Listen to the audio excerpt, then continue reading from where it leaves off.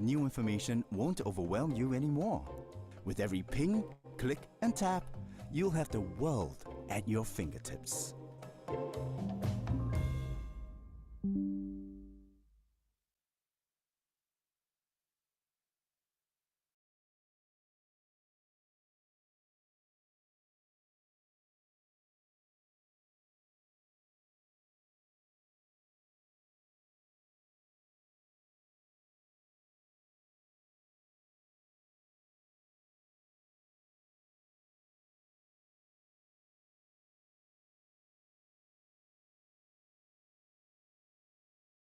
My name is Zoe, and this is my grandfather. Hi, I'm Charmaine, and I'm 18 this year. Hi, I'm Zach, and I'm 12 this year. Hi, I'm Dilip. Hi, I'm Ling, and we are Friends Friends from from Work. Okay, first question is, what is AI to you? AI means artificial intelligence. Basically, anything that is smart, that is not human created, Okay. I think. It's about convenience to me, I think, and it's like training a robot to be able to make decisions that a human usually has to make. What do you understand about generative AI? I really don't understand much about it. I think what I hear about generative AI is mainly related to ChatGPT, Okay. which has taken the world by storm. The AI using some picture or a description to be able to create something new out of what is provided. You type in something and then after it generates something like an image. Just like them, I too have wondered, what is AI? The capabilities of generative AI have burst into our collective consciousness in such a short period of time, opening up so many possibilities, it is easy to be overwhelmed. Joining me today is Siu Min, who will be giving us more insights about AI technology. Hi, Siu Min. Hi. Thank you very much for joining us. So tell us, what is AI? What does it do? And what is generative AI all about? So AI, or artificial intelligence, is like the brain power of computers or machines. It's a form of technology where machines have the ability to learn, think, and perform tasks that normally require human intelligence. So you can think of AI as a way to design machines that can imitate human intelligence. It's used all over the place, from recommending your next favorite song on Spotify to Google predicting what you're going to search even before you finish typing. So generative AI is a special kind of AI. Imagine a creative artist, but it's a computer. So that's generative AI.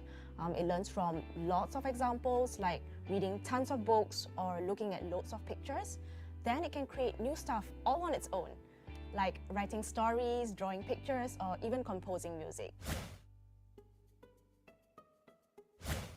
Let's spot the difference between AI or real image. Let's do this. Okay, so you can see anything weird or anything artificial, or this one has legs. is what?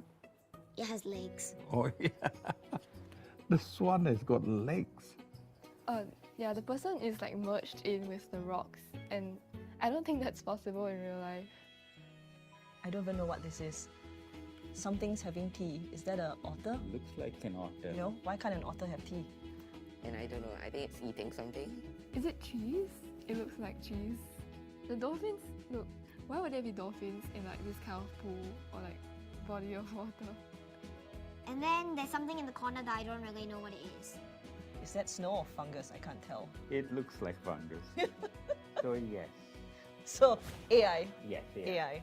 I'm guessing that it's fake because it looks very fake to me. It looks AI. Yes, I think so.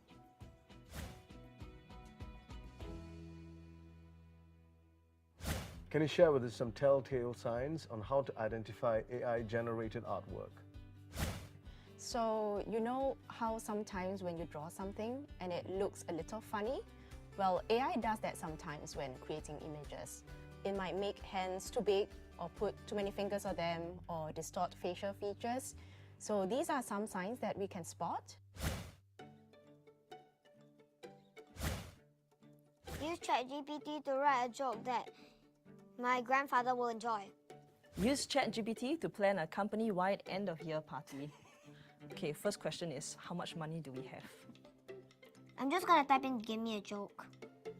Okay, let's just start from something simple. Okay, Alright. so let's just put propose a company end-of-year party, and we'll see what comes out, and then we'll refine it from Prompt there. it more, is it? Yes. Propose a plan. company. That Yeah, it? sure. Plan. Why did the scarecrow win an award?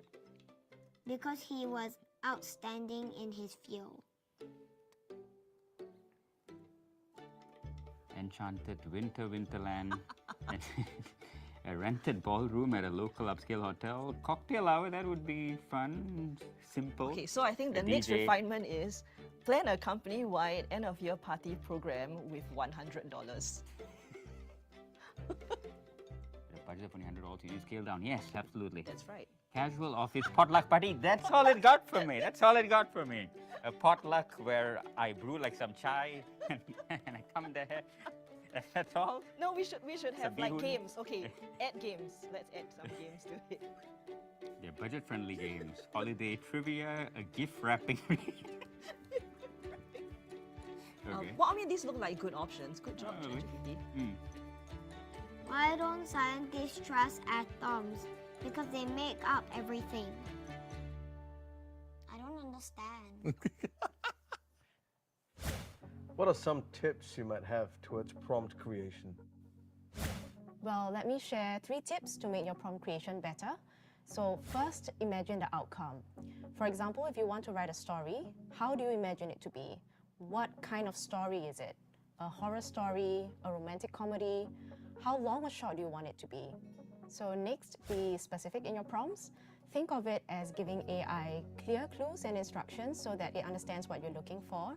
If you are too vague, AI might give you things that you don't actually want.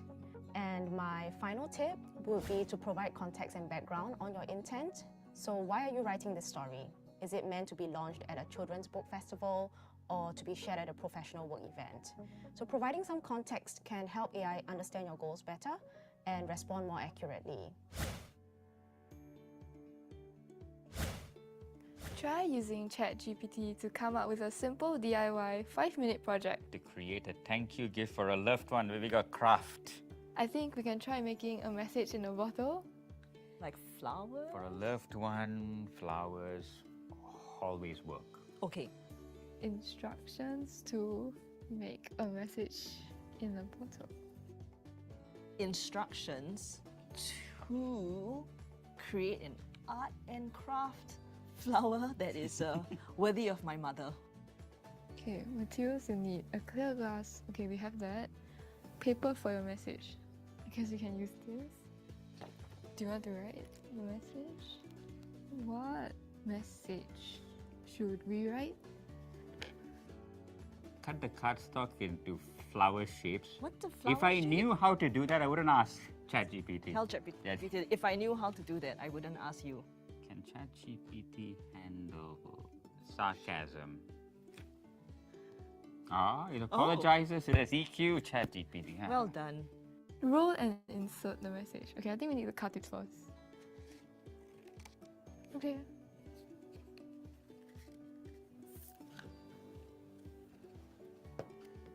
Create center of the rose. Take one end of 1-inch wide strip. Begin by coiling this end.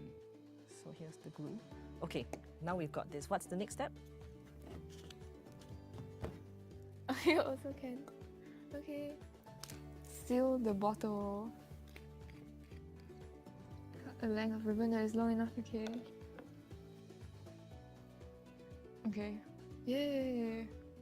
This is what we made in 5 minutes. Okay, so could you cut some leaf? Okay.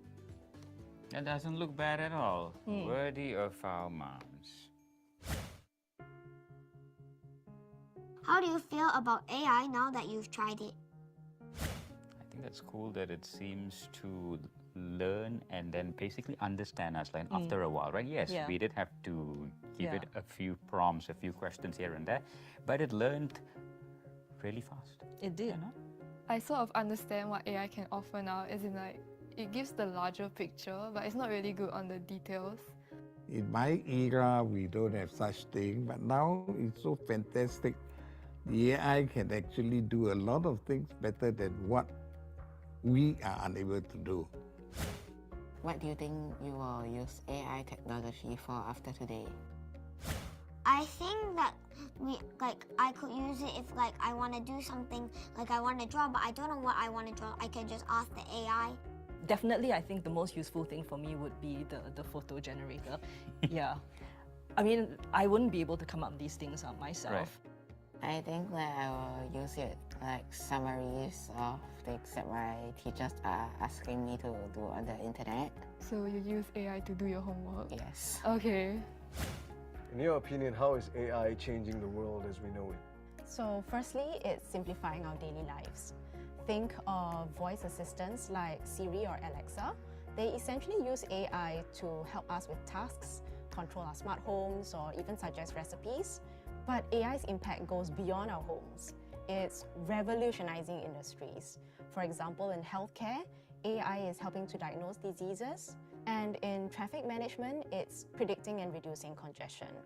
How important is it for Singaporeans to be digitally ready?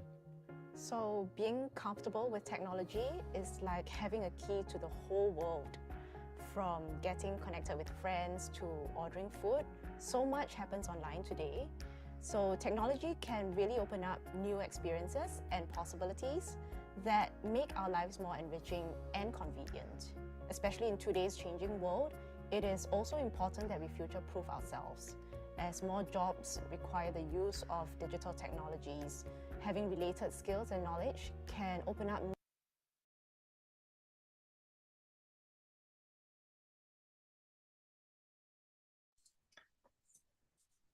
Hi, good afternoon, everyone, and welcome. Thank you so much for taking the time out of your busy schedules to join us this very festive Saturday.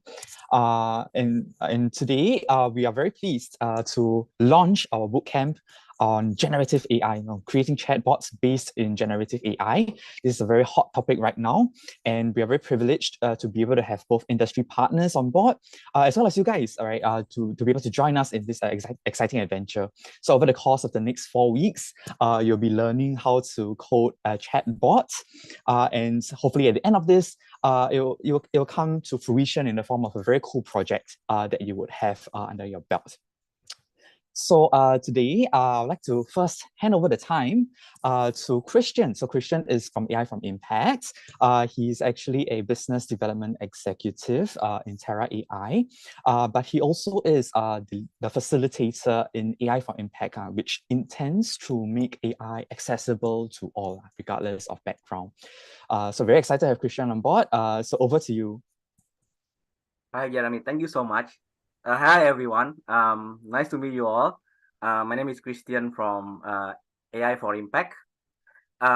So for today, I will actually explain to you about the program outline and the challenge statement and what you're going to learn over the next 4 weeks. But before that, let me just allow me to introduce our CEO of Terra AI, Arnold, who are going to give you a little bit of encouragement talk just to make this bootcamp actually much more meaningful. Arnold, I hand over the time to you. Thanks, Chris. Welcome to all of you.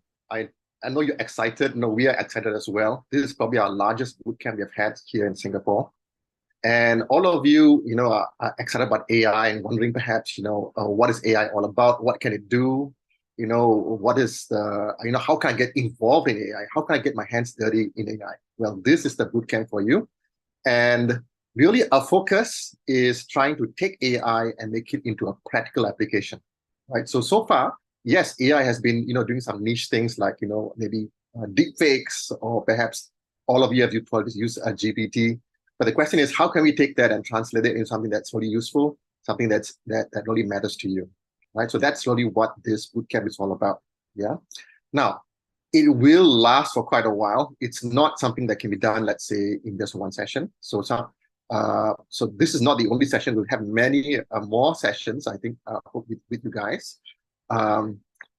It won't be a completely easy journey. So you have to prepare yourself for that. Now, you have teammates. All of you are perhaps working in teams. We encourage that because you learn best in teams, right? And you have fun. You make new friends. But in that process, also, of course, there will be challenges. Teammates might drop out, might say it's too busy, and so on. I encourage you, even though you have those hardships, that's part of learning. That's part of life, and it's part of learning. And also, I think it's part of perseverance, right? So this is not just a bootcamp for where you can just learn AI, but it's also a competition as well. So we are trying to make it focused into a few different topics. But the challenge, we hope, will spur you on to actually develop something that is meaningful to you, useful to others, and also you actually grow through this this learning journey. It's not just about just AI. It's about making friends. It's about learning. It's about a lot of different things, right? So I want to just congratulate you first of all, also for joining this bootcamp. I promise you, it will be interesting and it will be eventful. Back to you, Chris. Okay, thank you very much for the encouragement. I assure you, like, this bootcamp will be fun, but it will be very hands-on. So probably it might be the most hands-on bootcamp that you will take for this year. So let's go through the details of the bootcamp, then we'll see how it goes. Allow me to share my screen.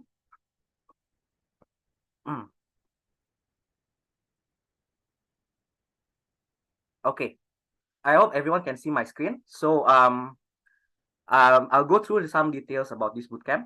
So right now we are on the launch stage. We still have 4 more weeks until December to actually present your own chatbot powered by large language models.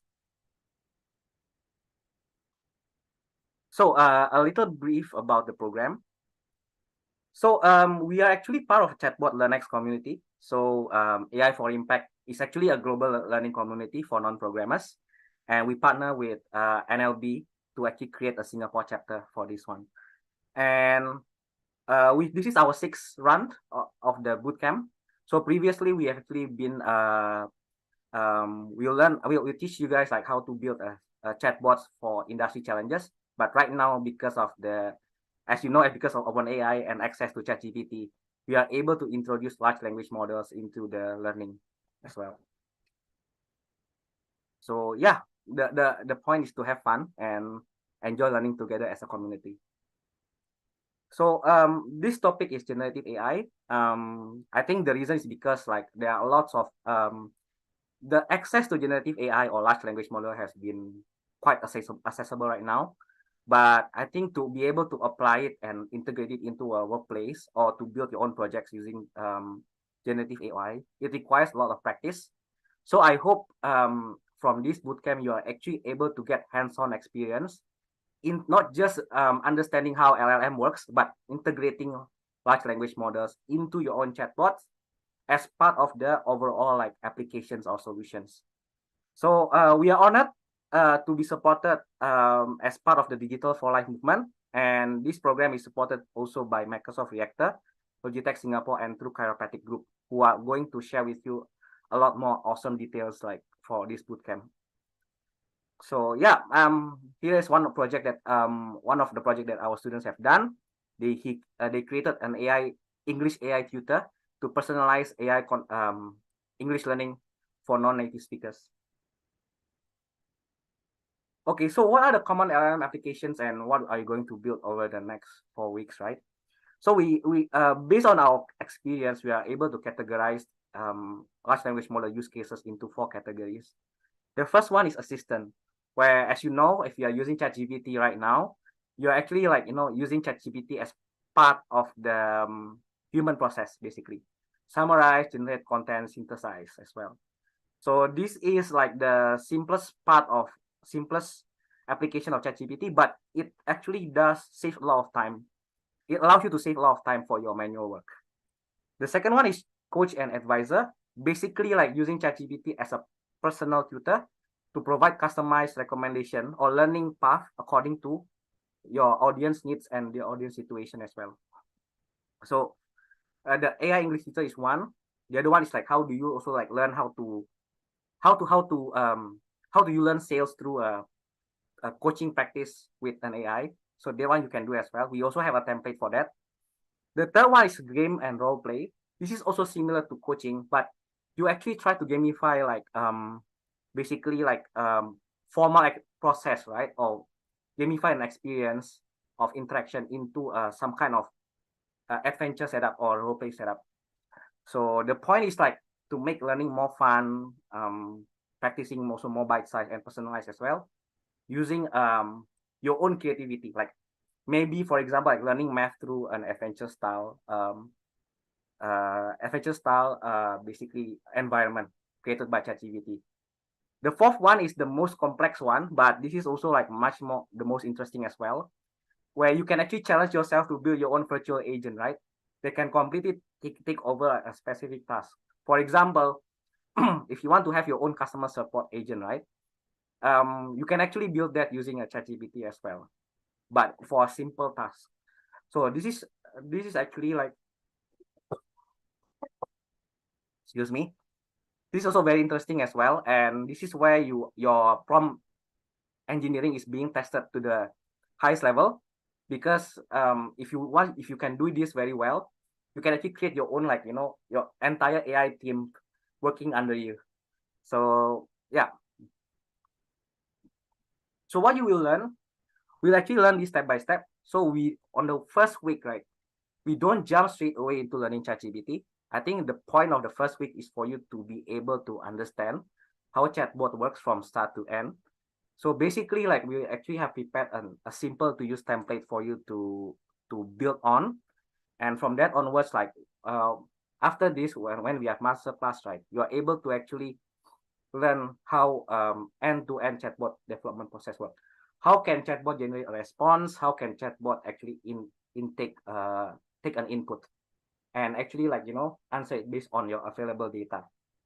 So but once we learn how to do that, excuse me, on week 2 you learn actually how to apply prompt engineering into your chatbot as well, because right now on week 1 you learn how chatbot operates through a template matching, right? So basically your user input a keyword, and then like based on a keyword the chatbot will answer a predefined question answer. But with ChatGPT you will try to upgrade it, include using ChatGPT as the brain to actually provide that response, right? So on week 2 you learn more detail how to write good prompt engineering. And in this case, what we are going to use is actually specifically OpenAI 3.5 Turbo, provided by Microsoft Azure, who have kindly provided us the credit. The reason is because like why we choose 3.5, because we believe that for the price point, I think that's most practical for a lot of industry applications. And if you are able to build good prompts based on 3.5 technology, you are going to be able to create like more complex or even simpler prompts like that effective on 4.0. So like this is actually a good way for you to finesse your prompt engineering skill by using 3.5 Turbo. Yeah. So we'll learn that on week 2, and we'll break down how to write prompt engineering, how write good prompts depending on your use cases. The third one is like integration, right? So basically ChatGPT or a large language model is the brain behind your chatbot, but the brain still requires like ears as an input and mouth as an output, or for example like your hand, your body, and all that stuff, right? So what we are going to do in week 3 is that how are you able to integrate large language models into your chatbot end-to-end applications. So for example, this really depends on like how ambitious we can move forward. It depends on the community progress as well. But if the time permits, we are also like we want to do a lot of experiments. For example, how do you take audio as an input and then like provide text as an output, summarize text as an output? How do you like copy paste URL of a YouTube link and then like generate basically like an audio summary? So that's something that we will learn on the week 3. It really depends on what you guys want to build. So we expect a little bit more you guys to be more proactive, so that we also know what to focus on for week 3 as well. Week 4 is the most exciting part. So basically, you work in a team of ideally 3 to 5, and you actually work in teams to actually showcase your chatbot. And we are going to put your chatbots into leaderboard, so everyone can actually see, and then you can actually learn from each other as well. So the launch part is also very important, because this is where you can actually learn a lot from your users. Because what we always want to practice is that, like, sometimes, like, if you want to build a solution, it's very important for you to talk to your audience or your users as well, because they will give you like lots of insightful feedback that you often missed in your thinking, basically, when you have a blind spot in your thinking as well. So the top teams will be we will select like top teams to be a finalist, and then we'll present that in front of esteemed judges as well. So regarding the challenge, right, we actually have 2 types of challenges. So the first one is industry challenge. So industry challenge is the challenge provided by our supporting partner, TCG and Logitech, who has also kindly provided us with the prizes as well. And the other one is open challenge. Open challenge is when you can actually suggest your own topic and then build your own like ChatGPT virtual assistant based on your ideas or your passion or whatever you want to build. So for the AI for personal health, right, the challenge from our partner is that build a chatbot that can provide personalized advice about daily posture and workout plan based on related strains or posture issue they are experiencing. So right now we have TCG and Logitech who have kindly also provided us access to domain expert as well. And what you can do is that you can actually ask them questions so that you are able to build chatbot that they are able to accurately provide the recommendation. So for industry challenges, you can submit both industry challenges or open challenges. But if you submit industry challenges, you will get a slight advantage in the judging criteria when we select a finalist, because the sponsors our partners provided the prizes for you guys. The second one is open challenge. So we still accept open challenge as winning criteria as well. So for open challenge, like, your task is to build a personal assistant, role play, or agent chatbot that can automate or improve your workplace or daily life productivity. So like, this chatbot is created by you, for you, or for your friends. So you can actually suggest any topic that you like, any ideas that you like to do, work in teams, and then submit it to us. So we'll actually this is an open topic challenge basically. So you can choose both. Yeah, for the finalists, right, we'll actually select it based on a usefulness criteria, and then we'll actually select the number of chatbots that are going to submit it based on the quality of the chatbot itself. So okay, so for the prizes, I think we are thankful for Logitech and TCG to provide these prize sponsors. So for the first prize, as many of you are working adult here as well, I think you might want to have a better keyboard and mouse as well, and also chiropractic session by 2 chiropractic group as well.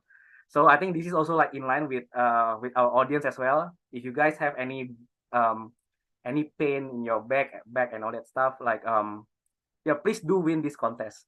So you can get a chiropractic session with TCG.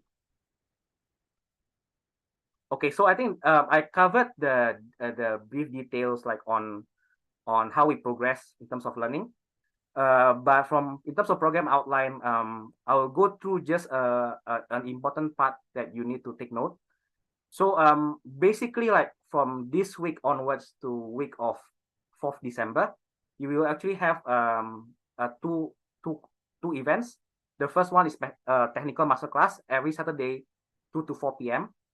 The second one is weekly submission every Sunday, 11:59 p.m.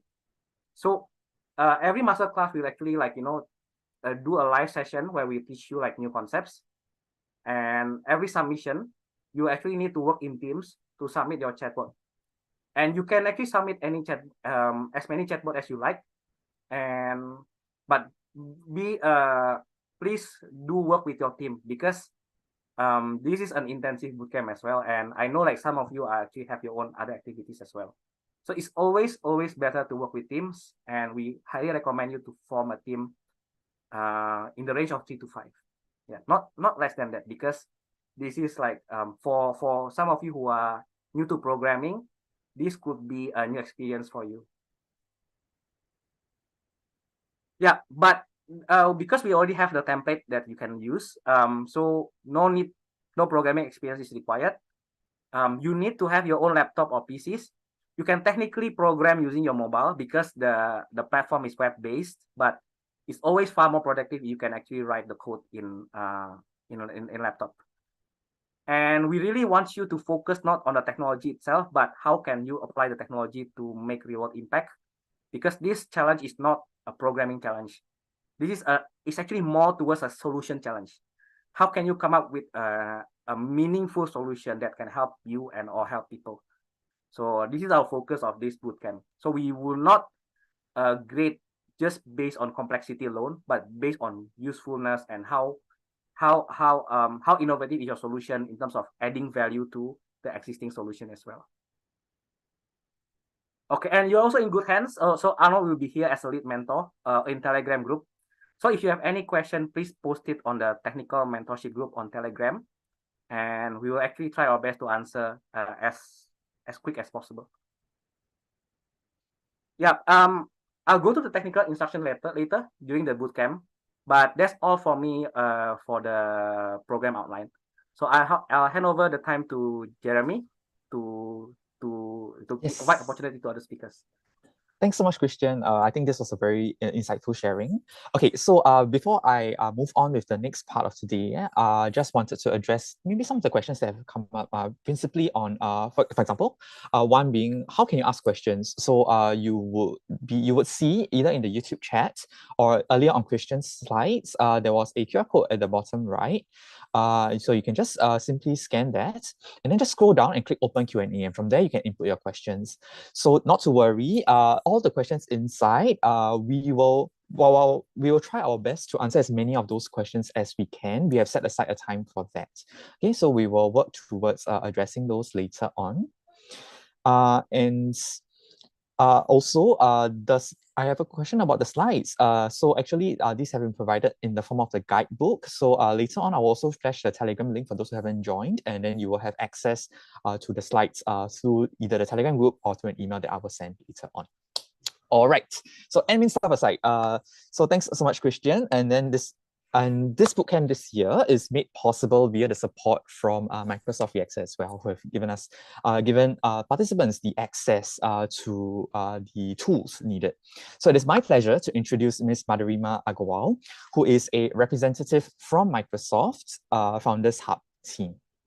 So the Microsoft Founders Hub helps startups radically accelerate innovation by providing access to industry-leading AI services, expert guidance, and the essential technology needed to build a future-proof startup.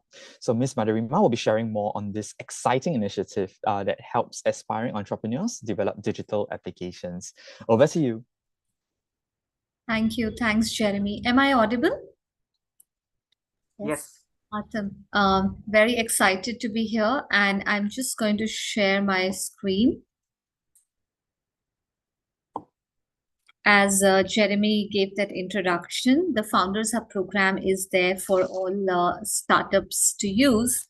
It is extremely relevant for you also because it's open to anybody with an idea stage also. So, and I believe today all of you are going to be building on the challenge that Jeremy and Christian talked about. So anything really starts today being built on the cloud. For that, you need cloud credits, and that is what Microsoft is providing. So what is Microsoft for Startups Founders Hub? It's a digital platform that brings people, knowledge, and benefits together to help solve startup challenges, or today as you're solving for these challenges that are there. Now, the beautiful part about Founders Hub is that we really focus on the people who are building and want to equip them with whatever it needs to help them propel their company forward. It is an open to all program. There's no requirement that you need to be funded or anything. So what is offered as part of the program? Very high level view. It's an online platform You can build at your own pace, and you can get up to $150,000 in free Azure credits. And these credits can also be used for Azure OpenAI, which means that if you're building something on AI, you get access to that through these credits as well. You get access to all the powerful development and productivity tools. And in the coming slides, I'll talk a little bit more about what those are. It's not just Microsoft offerings, but also third-party startup-friendly offerings like OpenAI, Bubble, and LinkedIn.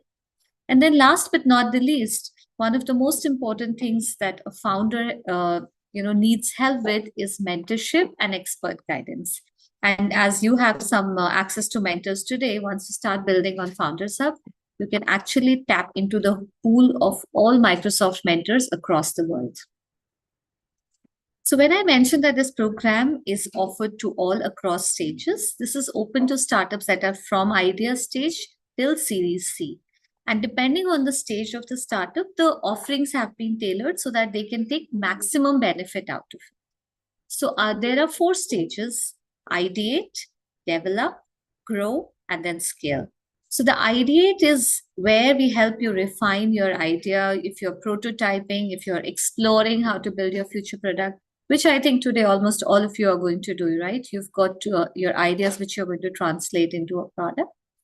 And then there is, at that stage, you need different kind of help. Then once you've got your idea right, you know what you want to do, you start developing, which means that you've got very strong conviction about what is the value of your solution, and you develop what is known as the MVP, or a minimum viable product. Once you've spent time there, then you start adding new features, you start getting your first customers on board and testing in the real world. And after that, it's that hockey stick curve that comes where you try to find the product market fit and really scale up. So the program offerings that I'll share in the next slides are tailored to each of these stages. So very quick summary, you can build at your own pace with up to $150,000 worth of Azure credits. You get access to development tools and productivity tools. You get access to startup-friendly offers from third parties, and you receive mentorship and guidance. So this $150,000 you can get over a period of 4 years. So this journey can be up to 4 years. And then I'll come to more of these in your details. Now, as per the 4 stages that I had talked about earlier, the ideate stage, when you start off, you get up to $1,000 worth of credits. And that is something that you can use for up to a year. At any point of time, if you've used up to 50% of the credits that are allocated to you, you can request more and move to the next level. Similarly, if you've already built your product and you're looking at now, if you've already got your idea right and you're looking at building the MVP, then you can request for $5,000 worth of credits. Once you've exhausted that, you can move to the next level by asking for and getting up to $25,000 worth of credits. Now, the common thing among all of these is once you've used 50% of the allocated credits, you can ask for the next level. This is all digital. This is all through the platform. The power is at your fingertips. You just log into the dashboard, click get more, and they'll ask you for some information and you provide, and then you get updated. This can happen up to 150K. At each level, you can stay for up to a year, which means you have that much time to use the credits allocated. If you're not able to use even 50% of the credits that have been allocated, then within 1 year, then you will graduate from the program at that level. And if you are able to use those credits and want more, and once you've reached the 150K level, then you can graduate after using all the credits. So we've got a lot of trusted partners that have offerings which are very conducive to startups product development. I'm sure all of you would have heard of OpenAI. That's one of the hottest topics that we are all talking about. So as part of this program, Founders Hub program, we offer $2,500 worth of OpenAI credits, and then LinkedIn credits, Miro credits. So here on the screen, you can see the 4 levels that are defined: ideate, develop, grow, and scale, and how much credits you can get. Most of you, I believe, will start at the $1,000 credit. Once you've used up to $500, you can request more on the platform itself. And at each level, as you see on the screen, there are various benefits that are available, and they have been mapped so that the startups at that stage can derive maximum benefit. So I will move to the next slide. So this is a full breakdown of all the benefits that are available. Like when we say that we offer GitHub Enterprise Edition, it's 20 seats that are available for 1 year. Similarly, M365, Microsoft 365, it's the business premium offerings that are offered up to 50 seats for 1 year. And then, I will not spend time walking through each of these slides, but you can get access to all this information when you go on our website, startups.microsoft.com, where everything is listed. But I will just scroll through these slides. So that you get an idea of what is available.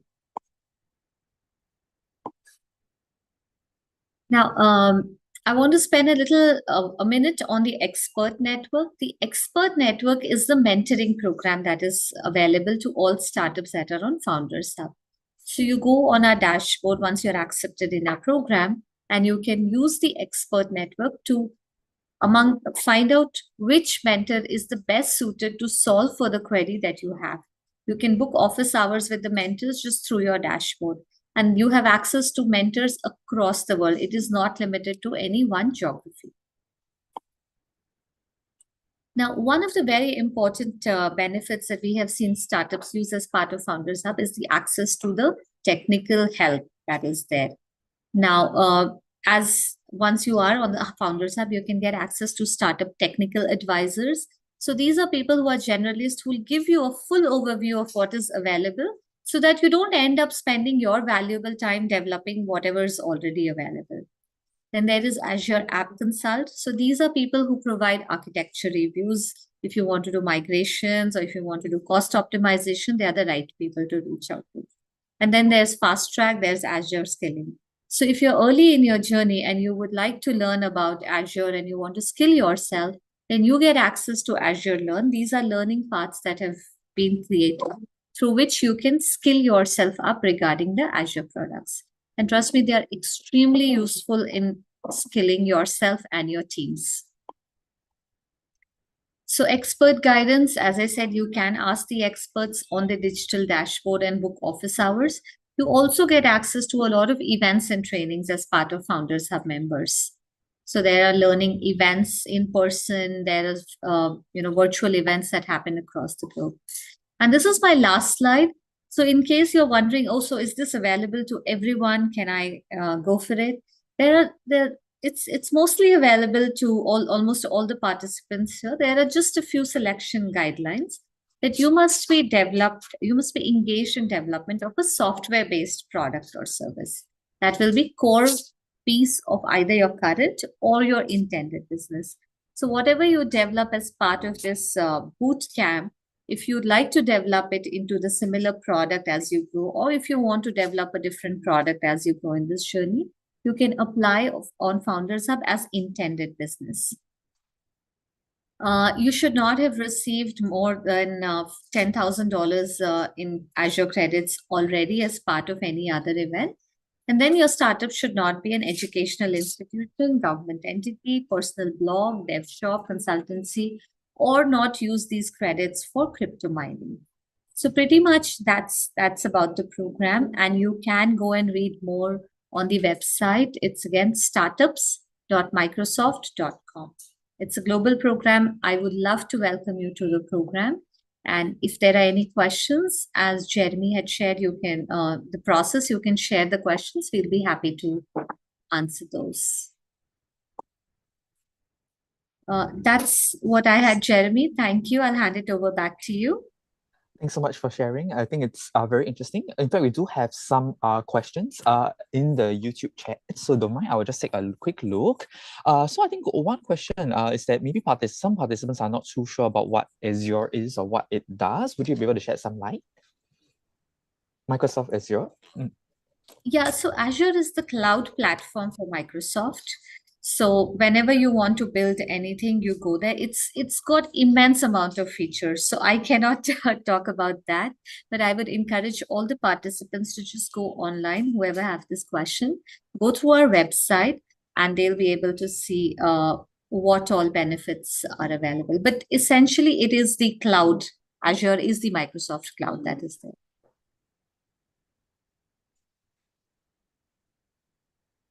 Okay, understood. Thanks so much. Another question from a participant. So they've been asking the numbers for the costing involved. Is it in USD? It is USD, yes. So these are free credits that are available to the startups up to $150,000 USD. I see. Okay, let me just do a quick check whether there are any other further questions. Yes, so some of the participants have been asking about whether or not how this applies, right, to your project. So actually this is a way that you can take it further down the road lah. So it's something that is probably they might be interesting to some of you, especially since we've noted that quite a number of you are working adults or even entrepreneurs.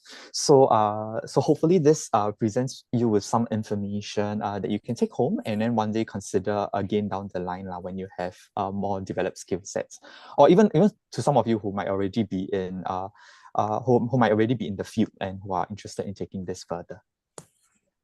Okay. So other than this, I am not noting any other further questions regarding this. Thanks so much, Madhurina, for your sharing. Thank you. And if there are any other questions, please feel free to direct it to us. Bye. Thanks so much. Okay, so we'll just move on to the next segment. So right now, this year's bootcamp is also made possible via the support and the sponsorship of prizes by our industry partners, Logitech Singapore and the True Chiropractic Group. So this afternoon from True Chiropractic Group, we have the Doctor of Chiropractic, Justin, and Miss Lovely. So DC Justin is a senior chiropractor, clinical lead and a master trainer in True Chiropractic Group with over 17 years of experience. So I'd like to hand the time over to them and to both Dr. Justin and Ms. Lovely, who will be sharing more on the industry challenge on behalf of the industry partners within this bootcamp. So without further ado, over to you. Thank you so much, Jeremy. So as mentioned, we will be giving you some of the information needed for the industry challenge, and we are also excited to be here. So again, my name is Lovely, and with me right now here is Dr. Justin. Yes, so I will be sharing my slide first. So don't hesitate to post your questions as well later. All right, so yeah, again, we are from True Chiropractic Group. We're actually been around since 2010, and we are dedicated to give quality care to our patients. So actually, our patients are not just those who are in pain, but we also have patients who just want to improve their lifestyle, who actually not in pain, but wants to come and see us and make sure that they will be able to do activities and do it without any pain. And of course, we believe in, of course, being able to address the needs of our patients by making sure that we are also giving them corrective exercises and also giving them tips about their lifestyle. And also, of course, it is best that they will have a professional care, and we give them some tips about their bad habits. So when we say bad habits, right, it's important for us to make sure that we have our proper tools. That's why we are also excited to have partnership with Logitech. Of course, I know that Logitech is something that you are familiar with. So Logitech is actually something that they design products and experiences that have an everyday place in people's lives where they believe that people do better when they feel better. So Logitech constantly aims to make workspace more comfortable for everyone with its design and developing and reinventing the tools you work with for an improved sense of well-being. So later on, we will also share like how or what the tools from Logitech that can be helpful for anyone. All right. So now I will be introducing our chiropractor, Dr. Justin Mariano. So Dr. Justin, okay, yes. So he's been with us for 17 years, as mentioned by Jeremy earlier. So he's actually has a degree with in nutrition before he pursued doctorate in chiropractic, and he has helped a lot of patients, also with family care, pediatrics, and has worked also with athletes. So without further ado, I'll give the floor to Dr. Justin. All right, thank you. Thank you very much, Lovely. I appreciate that. I just want to thank all of you for inviting us to be here, and just want to thank you in advance for the time and energy that you're putting into this program. So I'm really excited to see the final product. Having said that, my goal today is just to give you the information you're going to need to understand how ergonomics and workplace stress, the impact that it has on overall health, and give you some of my clinical insight, which will also help you as well. So I have a lot of information to get through. I'm going to talk fast. If I talk too fast or something's unclear, please put a question in the chat and we'll be happy to clear that up for you. So I'm just going to jump in and get started right away. When it comes to health, okay, most people are unaware just how big of an impact that your posture and workplace stress has on overall health. And our perception of our own health is quite interesting. It's something that is so important, yet people don't consider it very much unless they have a problem. I'm sure we've all been there, right? I'm guilty of this as well, right? When I feel good and everything's fine, I'm focusing on my work, sports, spending time with my family. But when something goes wrong, when we have an injury or a sickness or some type of symptom, it gets our attention really fast, doesn't it? So when it comes to health problems, there is a common misunderstanding that health problems are caused by either bad genes, right, our genetics, bad germs, or just simply bad luck. And the reason why I don't like that commentary is because, number one, it's just not accurate. And number two, it leads to the impression that our health is not within our own control, right? That we don't have any, our choices really don't matter. And that couldn't be farther from the truth. So when it comes to health, health is based on cause and effect. And this is something I'm going to talk about back and forth throughout this presentation here. Health is based on cause and effect. So what that means is every day when you wake up, you're going to make choices that are going to either lead you towards health or away from health. Okay, so our choices matter. And those choices could be anything from the way that you eat to the way that you exercise or don't exercise, the way that you manage stress, even the way that you manage your relationships. Those choices either move you towards health or away from health. So our choices matter. Health is not about, or health problems rather, are not based on or determined by bad genetics, bad germs, or bad luck. It's based on toxicity or deficiency. And the research really supports this, okay? When I say toxicity and deficiency, what I mean is either too much of the bad stuff or not enough of the good stuff. Okay, and one area where most people are deficient is movement, okay? So I want you to think of movement as a nutrient. Okay, I know what you're thinking. It's like, yeah, how is movement a nutrient, right? Well, think of it like just like vitamins, minerals, or protein, anything that keeps you functioning properly. Our body expects and requires movement in order to function properly and for us to express health. This is just a fact. So if an engineer or an architect were to study the human frame, what they would conclude is that our bodies are specifically designed for regular movement, okay? We're designed to move often and regularly. And it makes sense when you look at the history of the human species, right? Over the last 100,000 to 200,000 years, depending on what study you read, human beings have relied on movement, not just to be healthy, but for survival, okay? And it's what's driven and shaped our genes, our genetics, the way we're shaped in our frame today, okay? And it's going to be important later. It's only in the past, say, 50 years or really in the past 20 years that people have spent an inordinate amount of time sedentary, sitting in one position, okay? And so what happens is this creates a big problem. So in an effort to make things faster, easier, more efficient. We've engineered movement out of our lifestyle. Okay, so in the advancements of technology, what we've done is it allows people to spend more time sitting and less time moving. You know, when I used to give this presentation or presentations like this, say 10 years ago, you know, at one point I would make a joke and I'd say, hey, you know, we're going to get to a point one time when we don't need to leave our couch except to do the two things: use the toilet and get a delivery from the door, right? Food delivery. And people would laugh because it was kind of funny. But that's a reality now.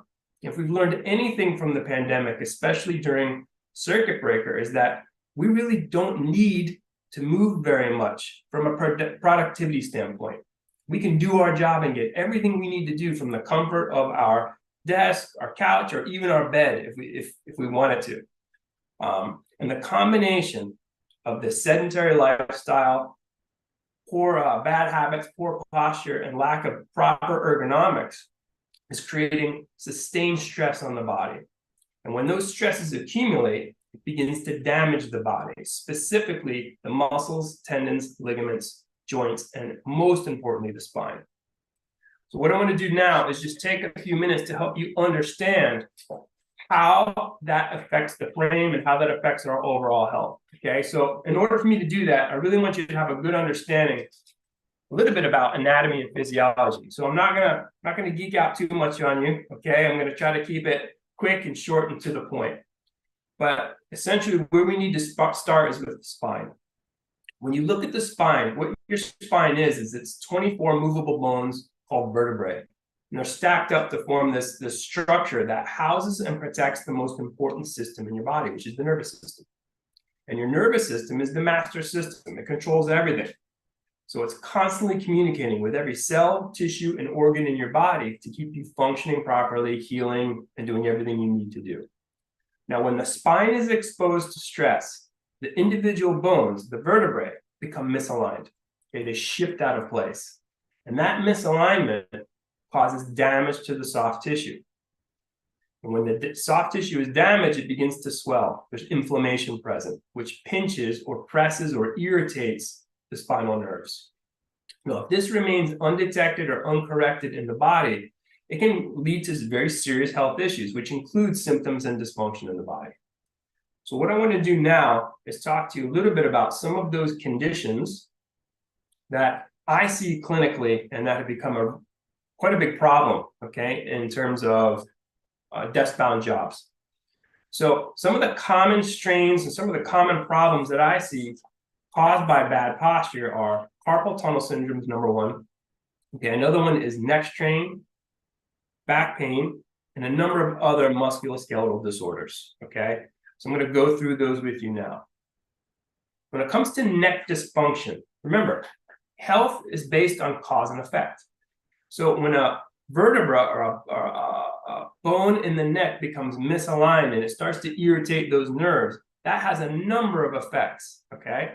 So here are the common symptoms that I see with neck dysfunction. It's pain and stiffness in the neck and shoulder. Those are some of the most common ones. But pain or radiating pain. So what that means is pain that starts in the neck and starts radiating down the arm into the hands and fingers. Even numbness and tingling in the hands and fingers. Not to mention muscle spasm and headaches. And when it comes to headache, you can have a number of different types of headaches, whether it's tension headaches, migraines, cluster headaches. But headaches can be quite debilitating, and it's a common symptom associated with neck dysfunction. Another area would be back dysfunction. So with back dysfunction, again, the bones misalign and irritate the nerves, and that causes pain and stiffness in the mid-back, low back, not to mention the hips and pelvis. You can have pain that begins in the low back and radiates down the legs into the feet and toes, which is oftentimes referred to as sciatica. It's another term for that. Not to mention numbness, tingling in the legs and feet, as well as muscle spasm and reduced range of motion in the lower body. Now, when it comes to carpal tunnel syndrome, now this is a very specific condition that affects the hands, wrists, and forearms, okay? So to understand that, I'll give you a brief rundown of sort of how the body works here. So if you were to take your wrist, right, and you were to cut your hand off. Sorry, I know this graphic, okay? But if you were to take a cross section of your wrist this way, you look down through your wrist, what you would see is that the wrist is actually like an arch of bones, creates like an arc like that, okay? And on the bottom of the wrist here, there's a ligament that comes across. And what it does is it creates this tunnel. That's called the carpal tunnel. So that resides in the wrist and forearm. And within that tunnel, there is a nerve called the median nerve. So when we keep our hands in this extended, compromised position, this unnatural position that most of us use when we're using a laptop or a keyboard or mouse, what it does is it begins to collapse that tunnel and compress the nerve.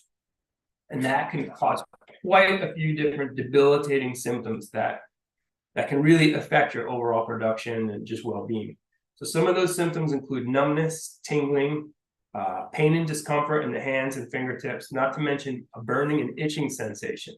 And another thing that it causes is what people refer to as clumsiness. Sort of, they're just not, lack of grip strength, or it affects their hand-eye coordination, okay? So carpal tunnel is a pretty serious condition that, like I said, can be quite debilitating. So those are some of the common issues that I see clinically in regards to workplace stress. So, as I said before, health is based on cause and effect. Now, most healthcare strategies only focus on the effect. So basically, they're covering up the symptoms and they rarely ever address the underlying cause. Well, what we found is that we have to start taking a different approach to health. And that's why with chiropractic, our approach is different. What we do is we aim to correct the root cause of the symptoms. And therefore, in order for successful correction to take place and to affect a real change, okay, in someone's, not just their symptoms, but overall health, 3 things have to happen. And I'm going to go over those 3 things with you now. First, we need to correct the cause, the misalignment, which I'll talk about in a moment, okay? We also need to start breaking bad habits and practicing proper ergonomics, okay, to take stress off of the body, as well as incorporating movement into our daily life. So I'll go through each one of these different domains with you individually. First one would be addressing the root cause. So with chiropractic, okay, when you visit a chiropractor, my job as a chiropractor is to basically find out what the underlying cause is and address that root cause. Now, chiropractic is often thought of as treating, neck and back pain. And yes, we're really good at helping with those symptoms. It's designed for a lot more than just that. It has much bigger health implications. So not only can we help identify and correct the root cause of a condition, but we can also prevent future problems from developing so that a person could experience their body's full health potential. And with chiropractic, we utilize a number of different correction methods and treatments based on a patient's individual needs and health requirements. So that's addressing the root cause. Okay, when it comes to breaking bad habits, there's some obvious things that I think most people are aware of, but unfortunately rarely practiced, right? So don't slouch, sit up straight, don't cross your legs, right? Don't lean. Make sure that your chair is raised to the proper height. So those are some common things that I think most people are aware of.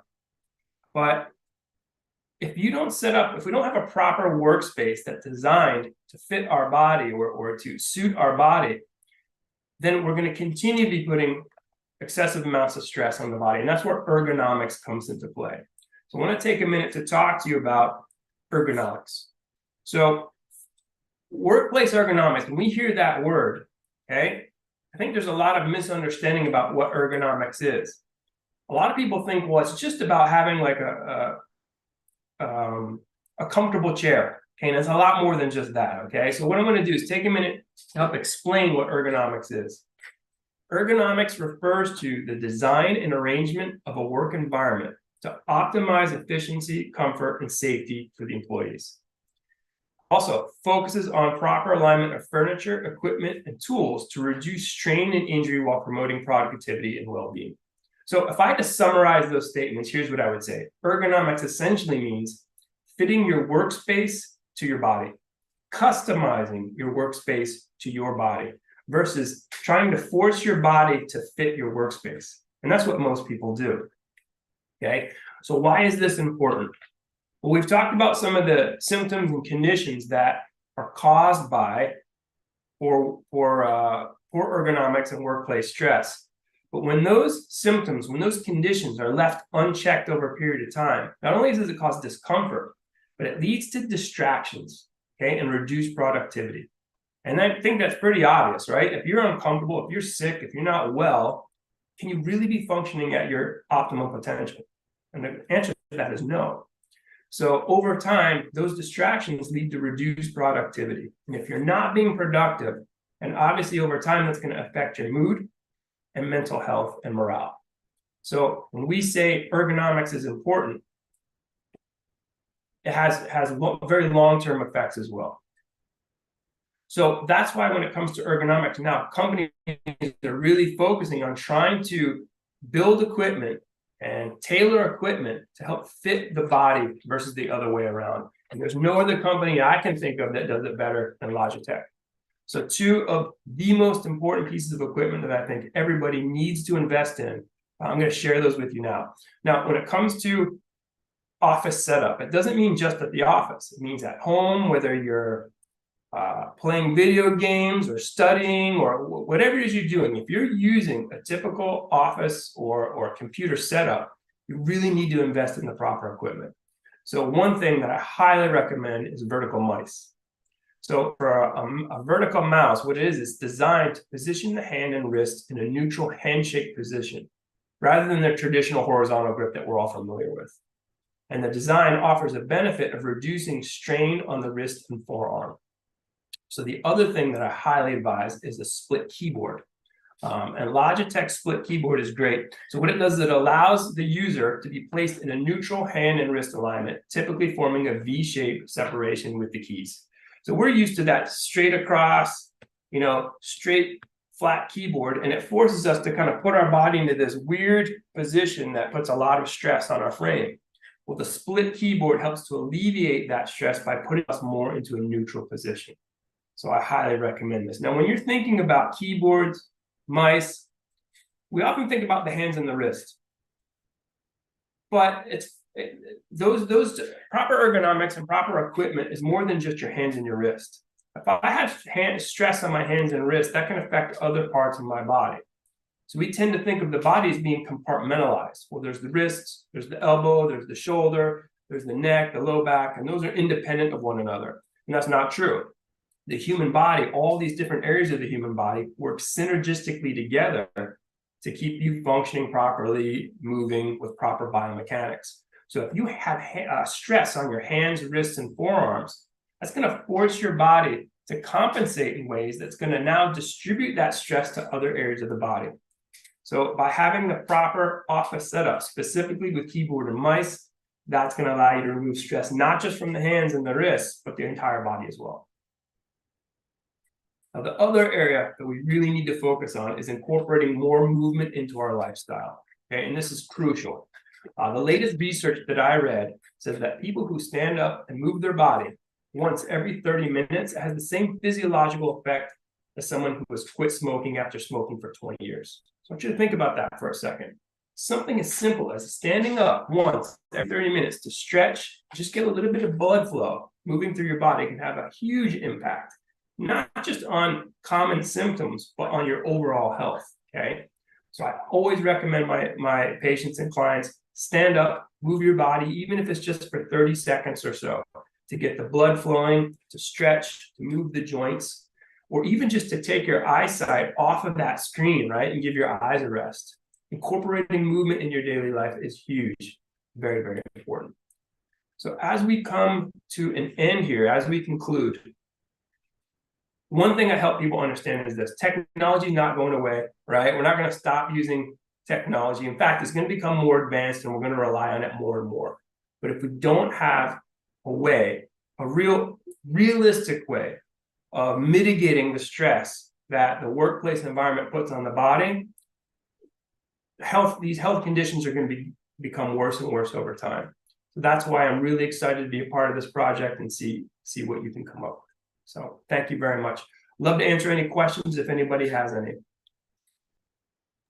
All right, thank you so much, Dr. Justin. So Well, back to you, Jeremy. If there's any questions, we'll be here to answer. Awesome. Thanks so much. I think if there are any questions, we will save it for the Q&A segment later on. So right now, I'd like to hand over the time to Christian, back to Christian from AI4IMPACT. And Christian, I think right now some of our participants are keen to know a little bit more about how the chatbot works, how participants can get started in coding a chatbot. So over to you, Christian. All right, thank you, Jeremy. So without further ado, I think many of you have actually been waiting for the technical masterclass, right? Let's start now by getting hands-on on how chatbot works. But before that, let me just remind you on some important announcements that you have to do so that you can actually keep up with the bootcamp. Okay. So can you see my screen? Can any of you, is my screen loaded? Hi, Christian. Okay. It's not full screen. Can you make it full screen? Okay. No worries. I think because it's but I think sure. Yeah. Okay. So for first step, right? Before we start, we like any of you to actually those of you who have not joined a Telegram group yet, please do so. Scan this QR code and join the Telegram group, because we will only use Telegram as a main communication channel to make announcement and also for us to collect submission as well. So if for those of you who have not joined Telegram group, maybe I'll give you 10 seconds to actually snapshot this or scan the QR code and then join the Telegram group. Because the Telegram group is very important in case you have a lot of technical questions, or if you have any question regarding the coding or the programming, or if you find any error as well. So we have also group matchmaking as well. So for those of you who have not formed a group of 3 to 5 yet, you can actually join the introduce yourself and invite others to actually form a group with you as well. Okay. Okay, 10 seconds is up. So I'll move on to the next important announcement. Okay, so for those of you who are registering, who have not yet registered to your Smojul account, please do so through by clicking the smojul.ai/register. So you can actually click sign up here, and then the invite code is actually sent over email. So you can actually see, sorry, my bad. You can actually get please check your email inbox or spam folder. You should receive an invite code that NLB sent to you. If you have not received yet, please wait for a while, because we are NLB is sending it batch by batch. For username, don't forget that you cannot use symbol, so only lowercase and numbers. So let's say you use symbols, right? Then there will be a reminder here as well. So you can fill in your username, password, double check the password, email, invite code, and numbers. And then once you once you have already filled in, you click create account.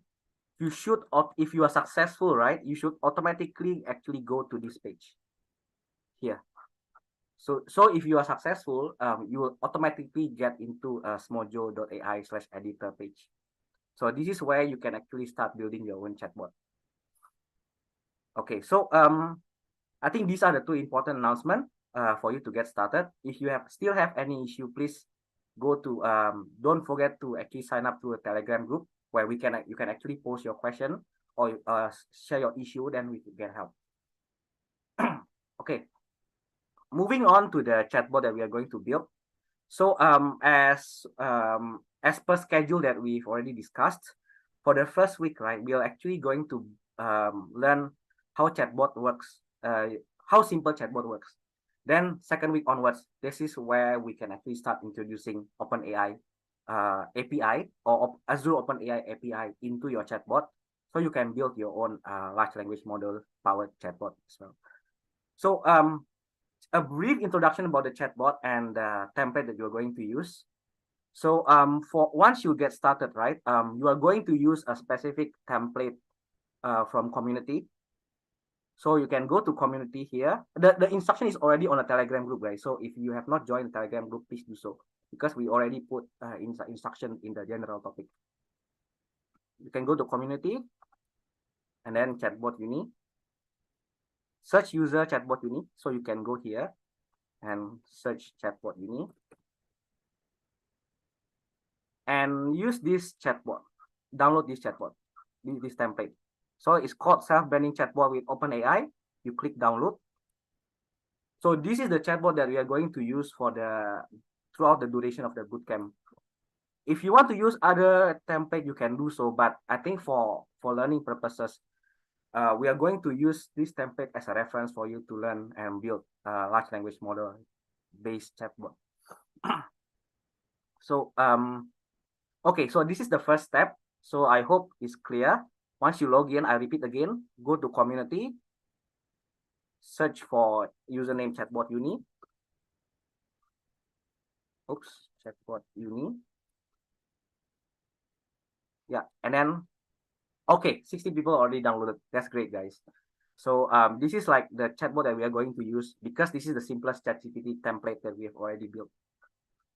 Okay, so moving back on to the chatbot itself, let me just give you a demo on how chatbot works. Okay, so basically, like on this template, right? If you once you publish your chatbot, this is the chatbot template that you're going to use to modify your chatbot as well. So how chatbot works here is a combination between keyword matching. Keyword matching means that if you input a certain keyword, if it matches to your input, it will actually trigger a response. And also this is also powered by ChatGPT as well, which we are going to learn in part 2, second week of this session. So how chatbot works is that basically, like for example, this is a chatbot about Rich Brian. If you don't know about Rich Brian, he's actually a famous American rapper. Yeah, American rapper basically. Yeah. So for example, right, if how chatbot works is that if let's say if I type a keyword that exactly match to the available like options, for example, like portfolio, this chatbot will actually trigger a response based on that. So this is called keyword matching. Keyword matching means that you already prepared a keyword and the response that is going to be published given if the keyword is activated. And then you have to prepare the data first beforehand. Then after that you can actually type your chat. User can type the keyword that you already prepared beforehand. So this is the simplest chatbot, simplest kind chatbot technique, but it can be very powerful because keyword match means that like it will not produce any kind of hallucination. Your question and answer template is guaranteed, so you don't have to worry about a lot of uncertainty. But then there's a second part as well, which is called ChatGPT or large language models.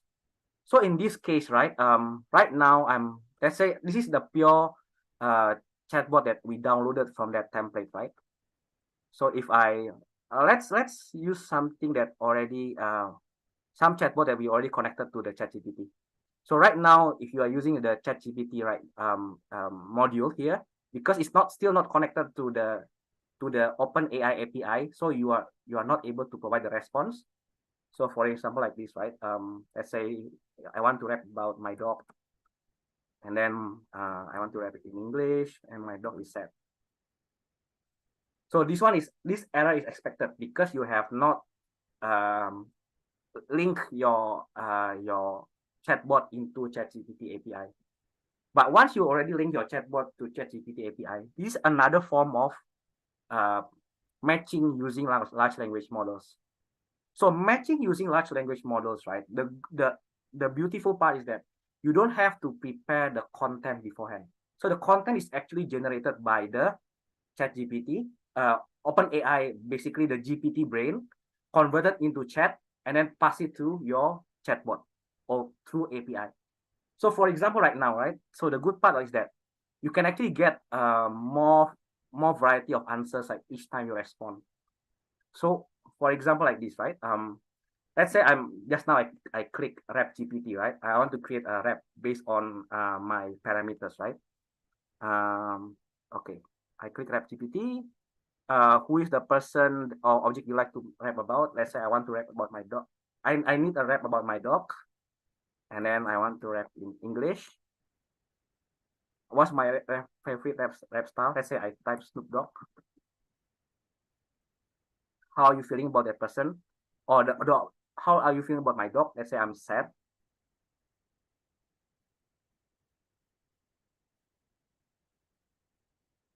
And it will generate actually a ChatGPT response from OpenAI. But behind the scene, right, what I'm doing actually is that I actually input the user parameter into my prompt hidden in my ChatGPT code, basically. So what you can do is that using prompt engineering, right, you can actually like convert a certain user input into extensive, basically, or smarter output that in which the answer have not been generated yet. So what's the pros and cons of using ChatGPT and not using ChatGPT? I think not using ChatGPT, as you know, it's actually pretty reliable because the answer that you've already prepared the answer beforehand. That means that it's actually suitable for situations, right, where the information is very sensitive. For example, about political news, about finance and all that. ChatGPT are not that great for finance because finance requires like high degree of accuracy and precision. But then for creative work, or like for example, like I want to generate my own rap, I want to generate an adventure game where accuracy is not really like important at this time, ChatGPT is actually doing wonders. So this is how the two kinds of like chatbot algorithm or natural language processing algorithm works. The first one, let me repeat again. The first one is just by using keyword matching. When you, let's say, type business inquiries, or let's say if I want to just click a button. So this button here actually like is just a shortcut for you to generate the text. Then you get the answer here. Okay, so this is how chatbot works. So let us like unpack a bit more about what's happening behind the scene, right? So if you go to the chatbot, your Modular.ai account, right? Once you download the community page, you should be able to see a folder called self-branding chatbot with OpenAI. Because I already made beforehand, so when I download again, it actually transmits into a copy. So I click this, and then this is how chatbot, the chatbot code works behind the scene.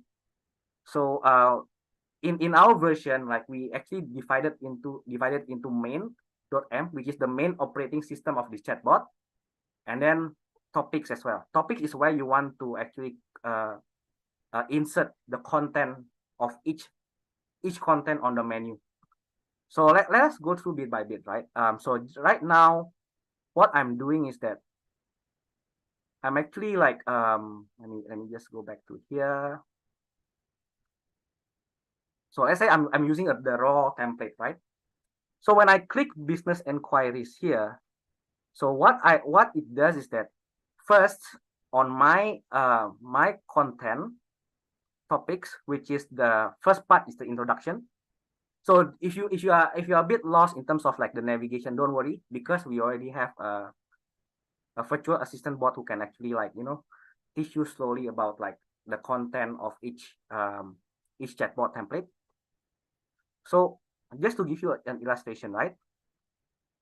So this is my introduction. So don't worry again about the hash, about and all that, because this is just you don't have to edit too many stuff, just the content will do. So for example, right now, coming back to my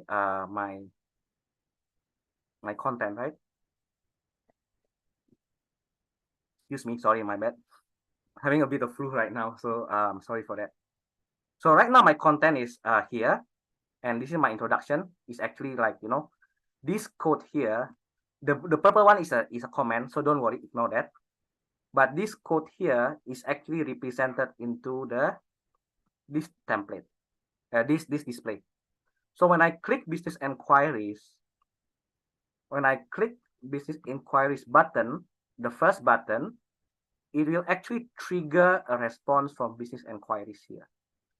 So this is called template matching. So because I already prepared a response called Q and a question and answer match called business inquiry.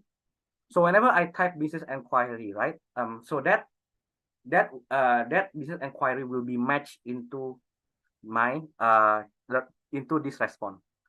So let's say I want to change. Let's say I want to test, like, if I change my response here, right? If I want to edit my my chatbot here, let's say I want to change my business tools, like this is a test for business inquiries,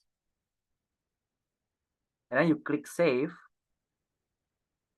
You save the file. You go to main.m. So main.m is the way for you to publish your chatbot.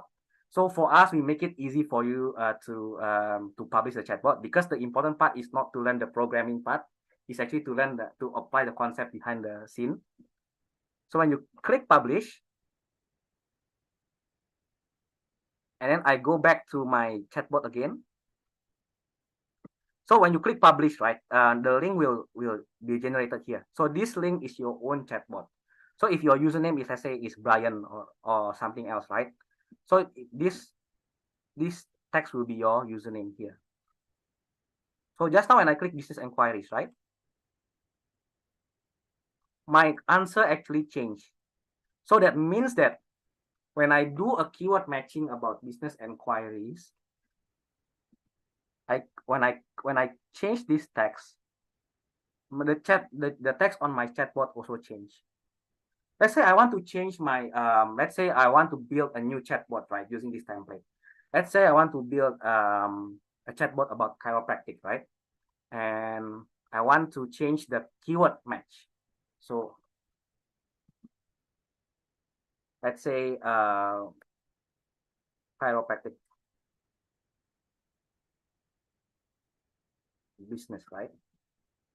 I change my match, my Q, which is the trigger. It becomes like chiropractic business. I change it. I go back to main.m and I click publish. So when I go back to my my chatbot, right? Previously, when I type business inquiries or click business inquiries, it will actually trigger here. But right now, I don't have that response, because right now I already changed my my matching from business inquiry to chiropractic business. But when I type chiropractic business here, this chiropractic business.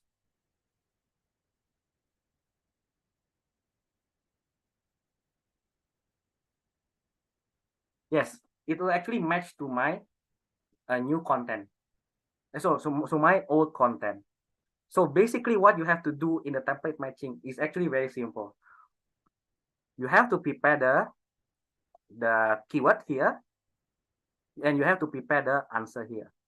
And in this case, like, you can read through like how each syntax works by looking at this module.ai, by looking at our collection of materials. Let's say if you're confused, like say you want to change your background or and all that, you can just type in background, and then the answer will appear. Yeah. But basically how it works is that, like, this is how template matching works. If you, when you type the chiropractic business, and then if your user input chiropractic business, then it will automatically match. So what I have to do right now is that, like, I need to make sure that my buttons or my available button and my response, my queue matches, right? Because otherwise it will not link up.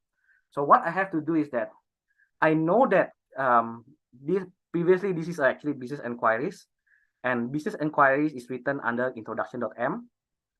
So what I will do is that I will try to find a button called business inquiries here. And what I want to do is that I want to change from business inquiries into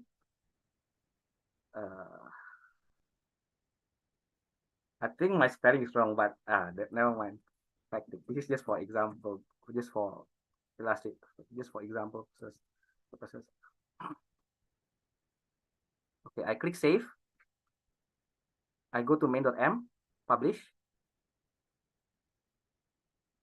Okay, so each time you make a change, like don't forget to save and then publish. Once you go back to your chatbot, now I already changed my button to chiropractic business. When I click this, oops, did I spell it correctly? Okay, my bad.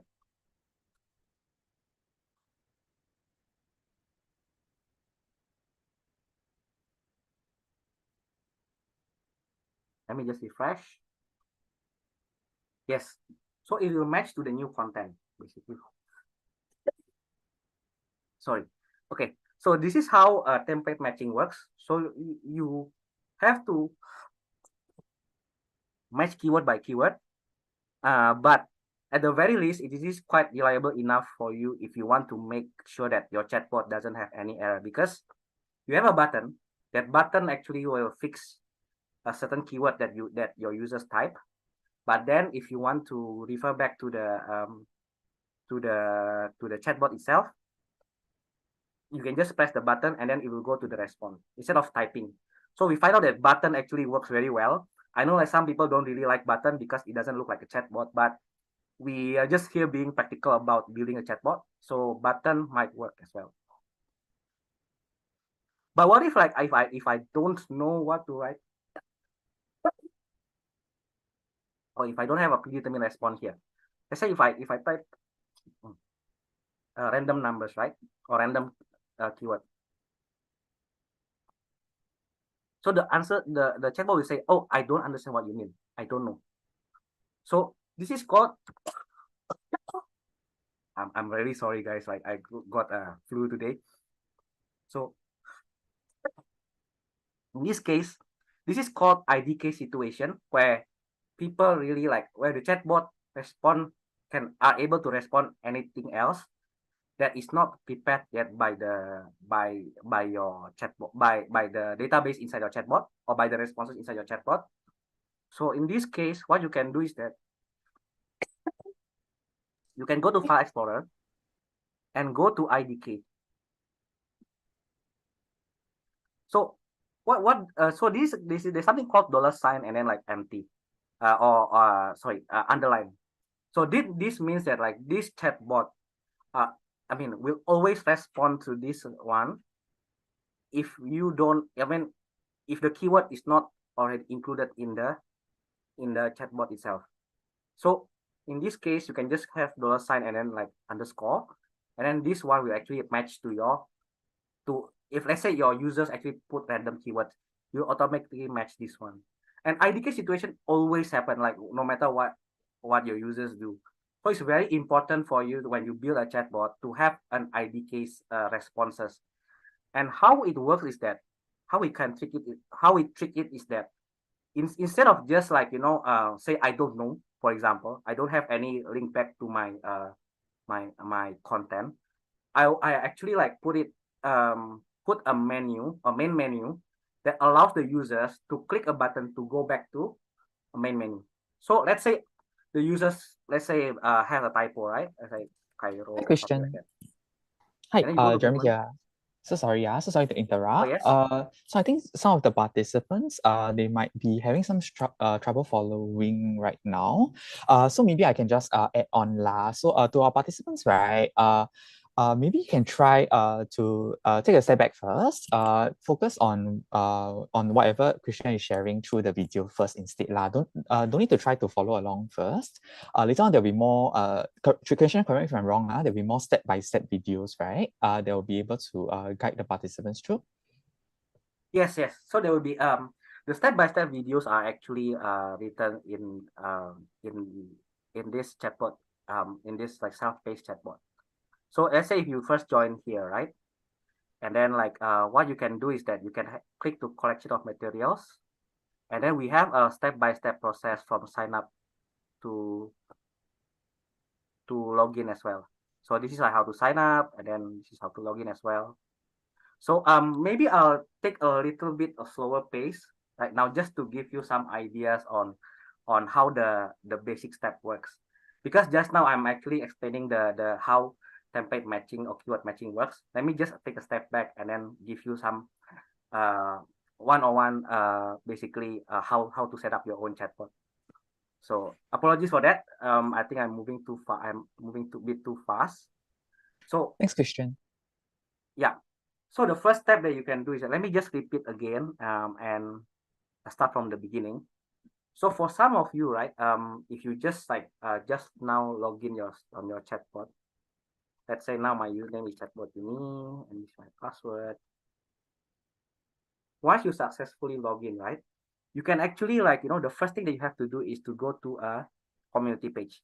Actually, there are four sections here. This one is where you can learn the fundamental concepts for chatbot. Template is when you can actually see the available templates. So we have some templates that we already create ourselves. And community is for you to download the chatbot projects created by the community. So let's go to the community. And then for this bootcamp, because we are going to actually learn about generative AI, we already prepared a template for you. So you can download and then you can just edit the content. So self-branding chatbot with OpenAI. Okay, now 649 people already download. That's great. So you can just click download here. And then once you click download, the file should appear on your folder here. I have a lot of folders, but you should receive a self-branding chatbot with OpenAI here content. And then these are basically like the content of your chatbot. And the content of your chatbot is broken down into main.m, which is the main operating system of this chatbot, for you to publish your chatbot to test whether there's any error or not, or topics which actually contains like the assets of your chatbot or the response of your chatbot. So for example, here I have business inquiries. So this means that whenever I type Q, which is called the chiropractic business, this is the response it generates. And it follows a certain textual format where it starts with Q and it starts with MM or M1 and it ends with M dot and double dash. So this is this is like how it works.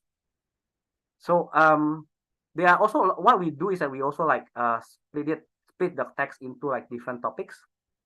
So this is like a slider, so you don't have to worry about this part.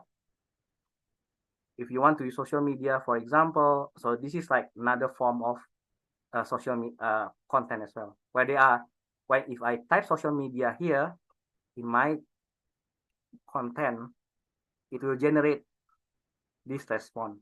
So if you compare it to social media here, which Brian Emmanuel is blah blah blah, and there are 1, 2, 3, 4, 5, 6 buttons, it will be translated into this one. So this is how a chatbot generally works. And then if for the first time, right, so what you want to do is that you want to make sure that once you download the chatbot, right, your chatbot actually can work. So once you download the chatbot, you can also test by clicking main.m and click publish. You don't have to change anything. You just want to test whether like your chatbot is already downloaded well and there's no issue with the template. So when you click publish, right? So this is a one-click way for you to access to the chatbot. And then what you can do is that you realize that you will actually generate a link. And this link is like a website. But instead of going to a website, it goes to your chatbot. And chatbot uni, because now my username is chatbot uni, I'm using chatbot uni here. But if I want to, if my username is Brian or like Andy, for example, my username this will change to my username. This means that this chatbot is yours. This template is already downloaded and published. Whichever change you want to do into the chatbot, you can also do that. This is yours. It will not affect the template as well. So it's like duplicate in Canva basically. So far so good. Maybe Jeremy, can you assist regard on the chat group whether the if there's any question for the publishing chatbot? Specific on that, not particularly. I think some participants maybe they're just trying to follow along with the actual module. Again, I think suggest that everyone can just try to focus on Christian sharing first lah, because I think there will be the tools to slowly follow along later on. So not to worry, Kay. Like you don't have to worry about following and making sure that you have everything like matched up on your own platform. This one Christian is just demonstrating lah, just giving a broad idea. So don't worry too much at this point. Yeah. So what you don't have to edit everything at once. So just what I want to do is to showcase like how you can edit some of the content as well. So maybe let's take a step back and move into a simpler ones. Let's say I want to now change my let's say now I have my my chatbot here, right? And I don't really like the background. I want to change the background. Hi, Christian. So let's start with the simplest one. Hi, Christian. Okay, so sorry for interrupting us. I think I have a question. So I think people are asking, participants are asking about, after they download the chatbot, where does it actually go? Where is it saved? Okay, so the chat, once you download the chatbot, you can click here, File Explorer, and then if you first download, right, it should be automatic. It should appear on your project file folder here. Now, because I have lots of project folder, so I have some projects here. But if you first download the template, you can actually click this. You can actually find it here. Hot self-branding chatbot with OpenAI. It should when you click here. This is the only folder that you should appear in your chatbot in your Mojo AI folder. Yeah, so to clarify, it doesn't save onto your local computer, huh? I think as some of the participants have also rightfully pointed out. Yeah, so everything's on the server itself. Yes, we already provide the server because you might want to edit it on multiple devices.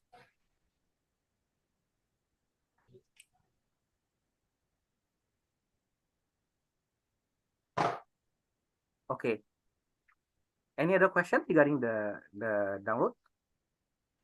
No, I think not regarding the download. We have one on aesthetics of the chatbots, right? Let's say the Mojo logo, whether it can be removed. Okay, for now, right? If you are actually subscribing for enterprise packages, you can remove that. But at this time, because this is actually for experiment, so you don't have to remove it at this time. But if you want to, let's say, use it on your company, right? It's basically the same as Wix. You can just upgrade it, and then like you can get pay a subscription fee based on that. Yeah. But this is for learning, so you don't have to change the Mojo.ai platform. We provide the platform for you for free. Okay, maybe I'll go through the step as well. So some of you I think would like to customize some part of the chatbot. The first one that you want to customize is the link, right? So let's say I want to change my link, for example, right? Right now my I'll go through the test one. Yeah.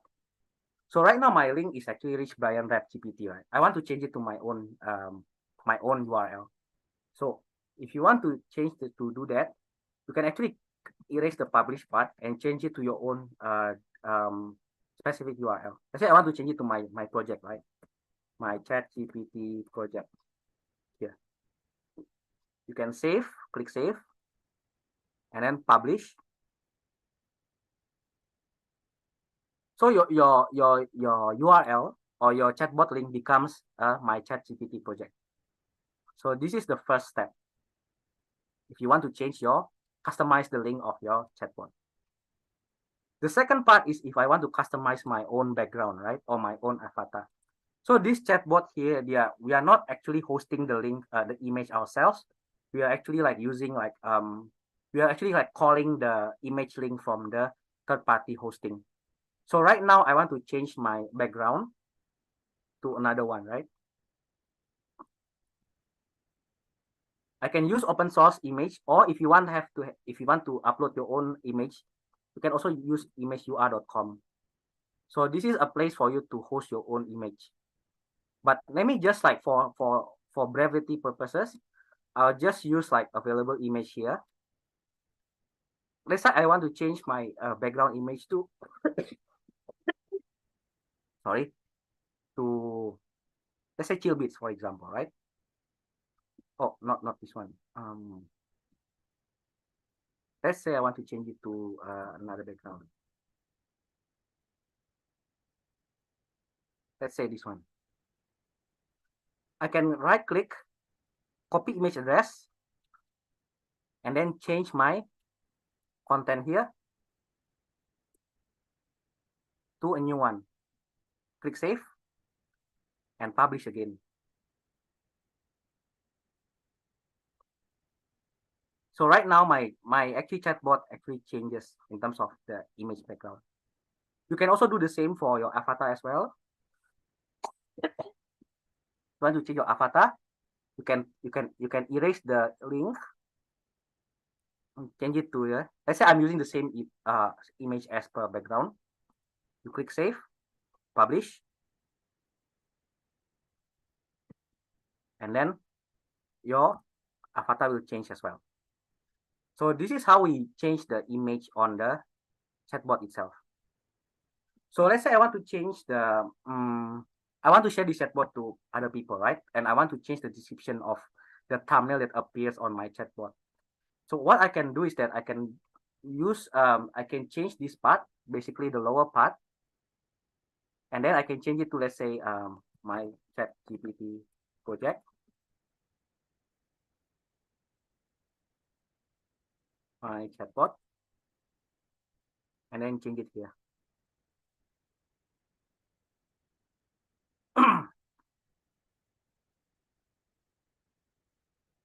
So this appears, but let's say if I share this over WhatsApp, the project will, the thumbnail will actually changes as well. So this is the one. If you want to change the font as well, let's say I want to change the font to, for example, Poppins, right? You can also do so here. You can do so in this part. So I want to change the fonts to Poppins. And then I change the bubble font to Poppins here. And then I change my bubble board color, the font on my bubble board to, let's say, white. And I want to change my background to black, for example. You can do so here. Save, publish. Now my background will change color here, and my font color becomes like using Poppins. Yeah, and this one I'll leave it to you to customize. But basically, this is a border radius, the curve on the bubble, and you can also limit the number of bubbles that appears on your screen. Let's say if you want to make the chatbot more interactive, right, you can change the limit from 1 to 3, and then save, publish as well. And if I refresh, now my chatbot can actually are able to display more than one bubble to become 3 bubbles here. I think this is like the UI UX part of the chatbot. So far, any question? Hi, Christian. There are a few questions to get to. I think, okay, so I think we start broadly and then we go down. So I think some participants are asking about Smojo. So what language is it, or what language is it based on? Whether it's open source? Okay, so Smojo language itself is based on a language called Forth, which is like much used in the embedded system, but it's actually being taught for small kids. But we transform it into like a specific language for data science and high-speed AI processing. So Smojo runs on Java virtual machine. So most of our clients, right, would like Smojo because it runs directly on Java server. So it actually is much faster when it comes to computing AI, and if you want to deploy AI to enterprise. But the Smojo here, like, you I hope you don't focus on the language for now, because what we do is that we use Smojo to simplify the syntax for creating chatbots. Because it will, if we write it on other language like Python or Java, it will be much more longer than this, and you have to lot of variables to declare. So this one is designed for non-programmers. Another question is, what if I or a participant accidentally deletes some relevant, useful code instead of the parts they are supposed to replace? Like, is there a way they can recover it? Okay, so if you let's say, right, if you have some okay, what we advise is that if you have some content that you need to before you post a new content, right? Let's say you accidentally delete this one, right? Okay, let's say I accidentally delete my content. First, you can also press Ctrl+Z to undo. So that's the first part. Or if I want to make changes to my content, right, you can actually like comment it by using backslash. So you can drag this, hold Control, press backslash, and then you copy paste this new content into new one. You duplicate the content here, and then I comment again. So what I do is that I deactivate the old content and copy paste it into a new content. So let's say if I have a typo, right? Let's say I don't know where it goes, or let's say I type like this, right? Or maybe like something that's more critical. Let's say I forget my dash, right? Here, and I save. If I click main.m and test,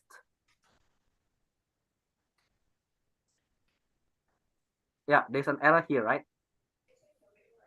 So what I do is that, how come this one appears, right? So what I can do is that I can go back to social media, and then I can see that, oh, these changes have some issue, right? So if let's say I don't know how to solve, I can delete this one, and I can reactivate my old template, my old content here, and I click save. I go back, I publish again.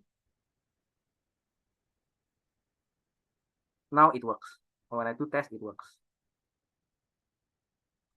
So always like before you make any changes, always try to save the old file and try to change the content bit by bit, not everything at once. Because if you do a lot of changes like all at once, it will actually cause an error. Because we make human mistakes when we do when we try to input the chatbot. Okay, I think there's also a question on I think some participants have raised about the step-by-step chat, but where can they find it? I think that would be a helpful resource. Yes. So like I will share it again to the Telegram group. So please join Telegram group, guys, because we already shared it on Telegram group. So what you can do is that you can go to app.smojo.org. I will copy paste this on the Telegram group, or also like it's already included on the participant guidebook as well. So let's say if I want to start learning, right, and I don't know, like I miss out some of the details, what I can do is that I can access to collection of materials, and we do have like all contents from introduction to basic and to intermediate, where you will actually deploy your LLM chatbots. You can start from first one, sign up. We do have videos, and we do have step-by-step bite-sized instructions, and then you go through here bit by bit. This is how to log in. This is like the decision about tools, about Smojo AI, and what each button represent. I want to create my own chatbot. Let's say I want to follow like which template to download. I want to publish my own chatbot as well. Go to File Explorer, open self-learning chatbot, main.m, and then you can get all these folders here. Or let's say if I'm confused, right? Let's say, oh, I want a shortcut. I want to know how to change my background, or I want to change my my avatar, right? You can also click avatar for a quick search. And then it will actually go through the, oops.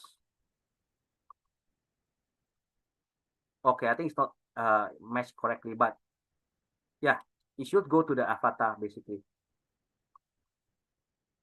So you can go find here, and then, oops, something wrong with that content. I'll fix that later on, but you can also like here and then change avatar. Yeah, I think only this part have some issue, but the rest, if let's say you don't know what MM is about, you can also type MM here.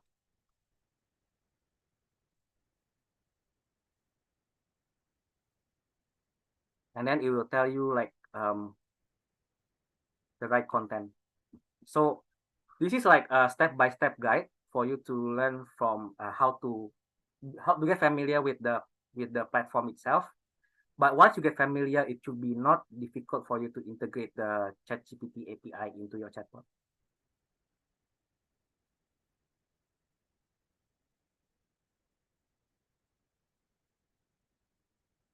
Okay, Christian, I think in the interest of time, right? Just wondering whether or not you have anything else you want to share, then we can move to the Q&A if you still have anything to share, maybe you can proceed first, and then No, we'll I move think for all the this questions round, to the right? Q&A. Yes, for this round, the objective for this learning is to get familiar with how chatbot works, and also like for you to be able to customize your UI UX design. So we will go through more details on the following week when we introduce large language models. So for you guys, if you have any questions, you can actually post it also on Telegram technical Q&A, because this is something new for most of you guys, especially those who have not programmed yet. So we keep the Telegram group open for you to ask questions or to clarify something that is missing from this discussion. Yeah, I think we'll go through the Q&A. Okay, thanks very much, Christian. Okay, so now I will be going through different parts. So I think first of all, I'll prioritize the mentee first. And then I'll not to worry for those who have dropped questions into the chat box. I will return there. And if there's time now, I'll identify some of the more salient questions. But first of all, I think more on the admin of this, right? I think a lot of people have been asking, and it's top voted question. Is this session and future sessions, will it be made available offline after the live? So yes, everything will be made available via YouTube. So Christian, just correct me if I'm wrong, okay? So moving on. So the second question we have is regarding grouping, right? So can we work alone if we have a partner, or if our partner drops out?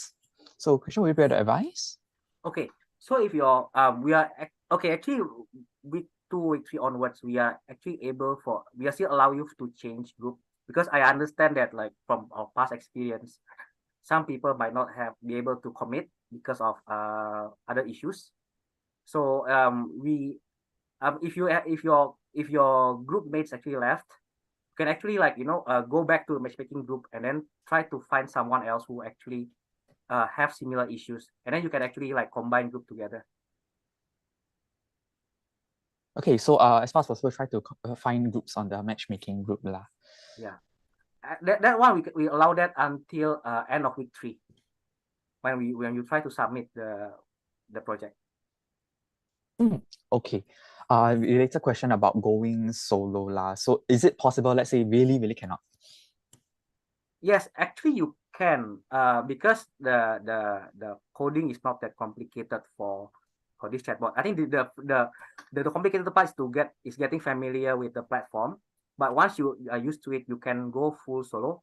But again, like coming back, because this competition is not just about creating a chatbot, right? But also creating the content about the specific topic that you want to select, testing the prompts and all that. So you will need like multiple a group of people who doing different things. One doing the programming part, the other one perhaps preparing the content or preparing the case study. The third one is preparing the design. So we call it hacker, hustler, and hipster.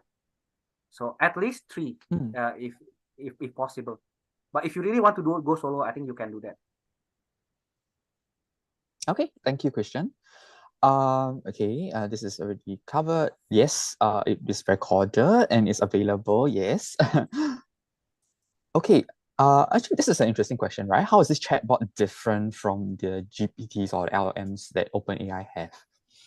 Okay, that's a good question, right? So just now when I demoed like this chatbot, right? So the difference is that like if you are using like ChatGPT web, I'm assuming that you are referring to the web UI.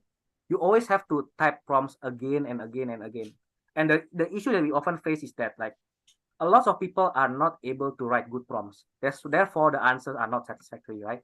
But what if you can actually like research your own prompt, create an applications. So instead of like getting your users actually like using writing their own prompts that you select, they can actually like you can simplify the user journey by just selecting a few buttons, for example. So so what makes this different is that your ChatGPT bot is running on your own application. That means that you can do whatever you want. You can also integrate some data sets. You can inject it into your company process. You can also put that into your company website. It's much more flexible than using ChatGPT UI. Okay, yeah, interesting that there's also potential to put into like industrial use lah. Will the slides be made available? Yes. You already share the slide, Jeremy, actually over email, right? Yes, so the guidebook is already available in your email. In fact, if you join the Telegram group, in the description, the link is also there. So you just click that link and then you can download the slides. So not to worry, for those who are worrying individually, yes, you can. Although recommended to join a group. So if you want to find team members, do join the Telegram group. I will also be sharing the link at the end once more. So you can just join the group. You will see there's a subtopic for group matchmaking. That's where you'll find team members. Okay, so I think we've answered this earlier already. So it doesn't mean the latter lah. It doesn't mean that they are entitled to the ideate phase offerings. But it's just more for the general knowledge for those of you who might be inspired to go a bit further. Okay, so this is a great suggestion. No, I think we're not on this last question. Yes, definitely. Thank you for the idea. Okay. Okay. So I think this is an interesting question. How much time do you think they would need to commit per week? Okay, I think based on our past experience, like ideally 3 hours per week is sufficient because because we are using a large language model, so you don't have to prepare a lot of content, but it does require patience and careful reading about the instructions. So what I've shared with you is the chatbot that allows you to learn step by step, but we just have to spend time reading the instructions and then practicing it. 3 hours per week is more than enough, in our opinion. Okay. Okay. No. No need any paid software. Yes. No, like everything's all wholesome. Yeah, this module is available. Like we provide the platform free for everyone who join here. And I think once more for those of you who are in the chat, also asking about the invite code since we're on this topic. So not to worry, I will share also a link to a form where you can put your emails inside, and then I will send it out again. But do also check your emails, the emails that you used to register for this program, and do check the spam and the junk folder as well. So there is an email that you will have that contains the invite code lah. So you can take a look for that. Okay, I have a question about integrating Bard. I believe it's Google's LLM. Yeah, we are looking into like integrating Bard. So we might release some modules that for you who are going to use like Bard API, but I'm not sure whether it's free or not because you need I think you need an account to access Bard API.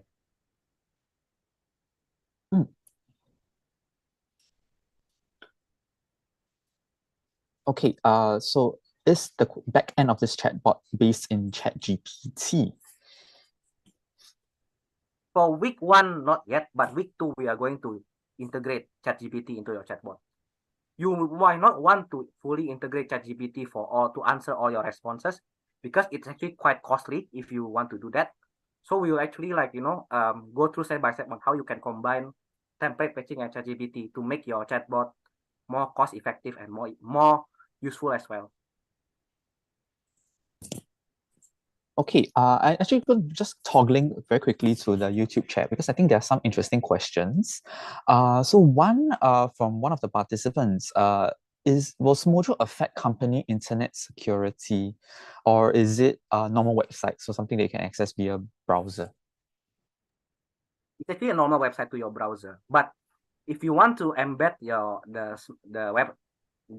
chatbot, right, you can actually copy paste the iframe code when you publish it. So when you publish, you get two content. One is the website, the other one is the iframe.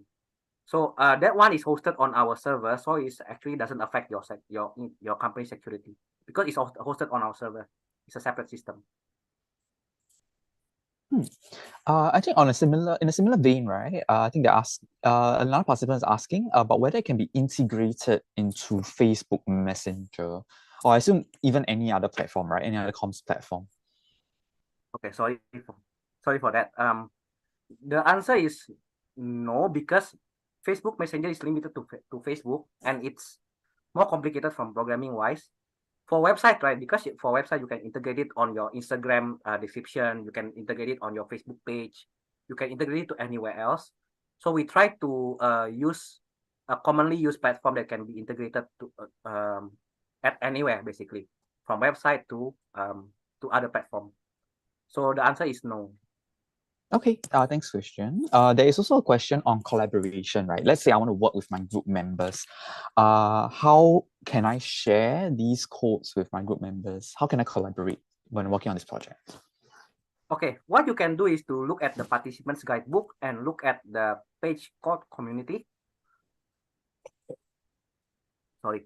So community allows you to actually post your chatbot project to the community page. And then what you can do is that you can find your friend's username. And then once your friend has posted his folder on the community, you can download it and then start working together. So we don't have real-time collaboration because it caused a lot of error. So we don't want to do that. It's quite messy. But if you go to the participants guidebook, there's a page called community. You can actually share your project to community and then get your other friends download it for modify.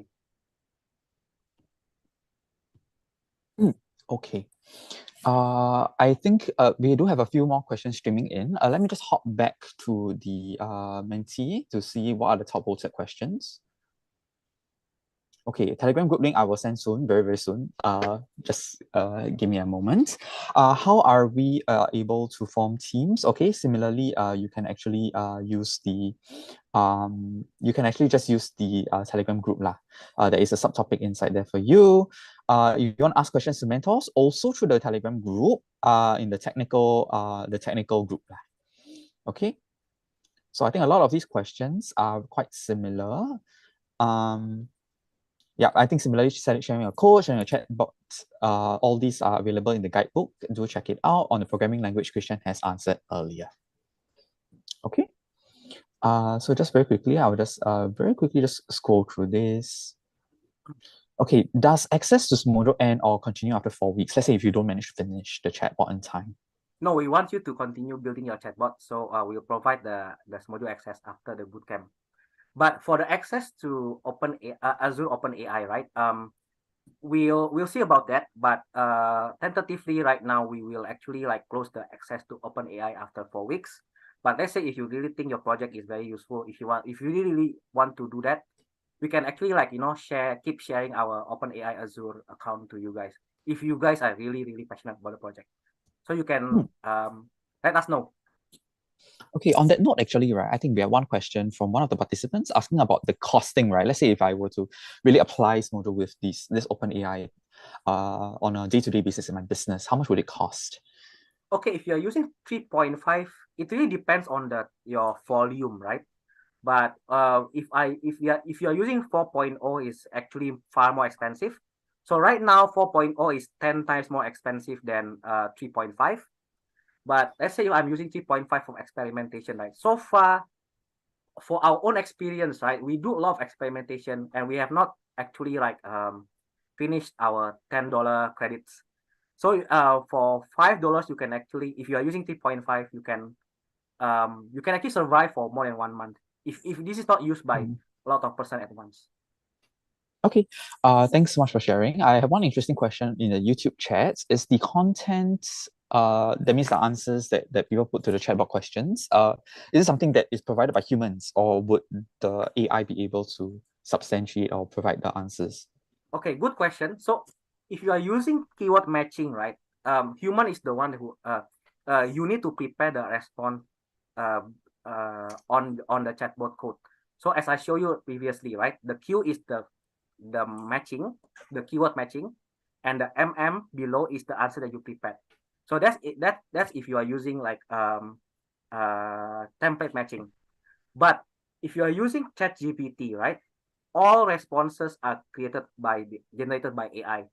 But you need to navigate you need to navigate, or you need to customize the response using something called prompt engineering, which we are going to teach you on second week.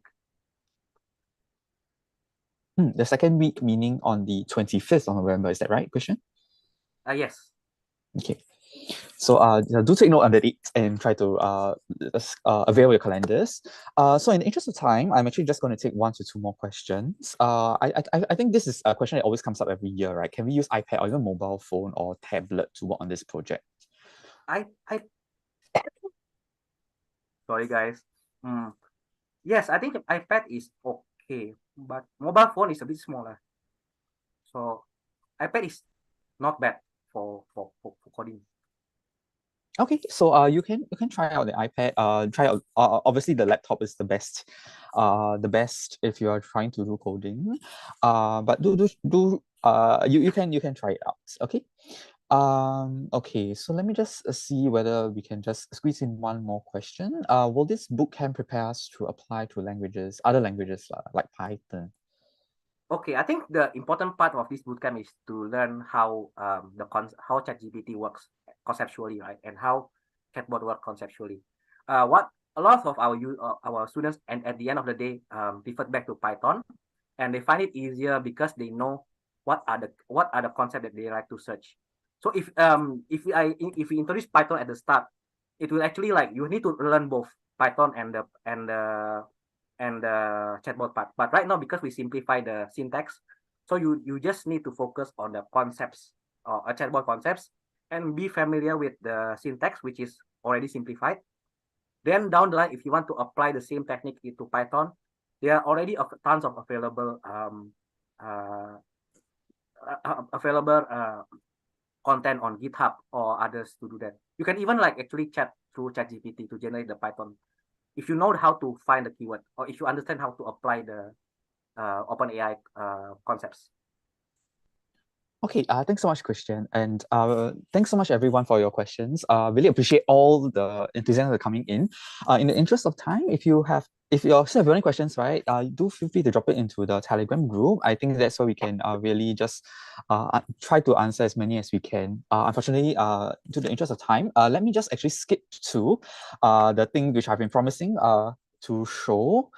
Which is actually the couple of links that you should look out for. So number 1, you will be able to see on my screen over here. This is the QR code to join the Telegram group. So if you have a phone with you, you can scan that and join the Telegram group. Otherwise, maybe I can trouble Christian to also drop the link once again into the chat box. So do scan this and then just click accept and you will be able to join the group. Okay, hopefully everyone has managed to do this. I'll leave it up for 5 more seconds. Okay, 5, 4, 3, 2, and 1. All right. Next up, for those of you who haven't managed to get the invite codes yet, okay, so if you have registered on our Eventbrite platform, check the email that which you used to register. So you make sure you use the correct email address, and then also check the spam and junk folders.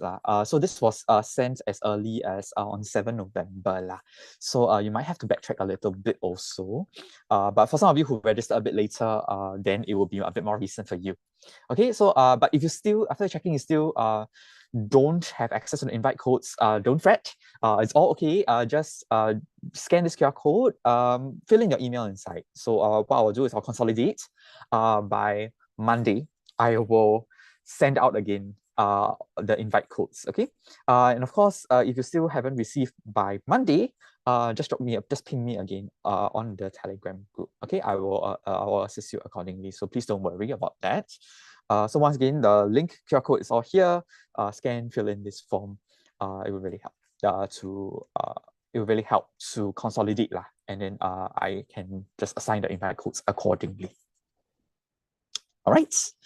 Okay, fantastic. So we also do have a couple of books that might be of interest to you. I will share this later on. So in particular, right, I just wanted to jump straight to this over here.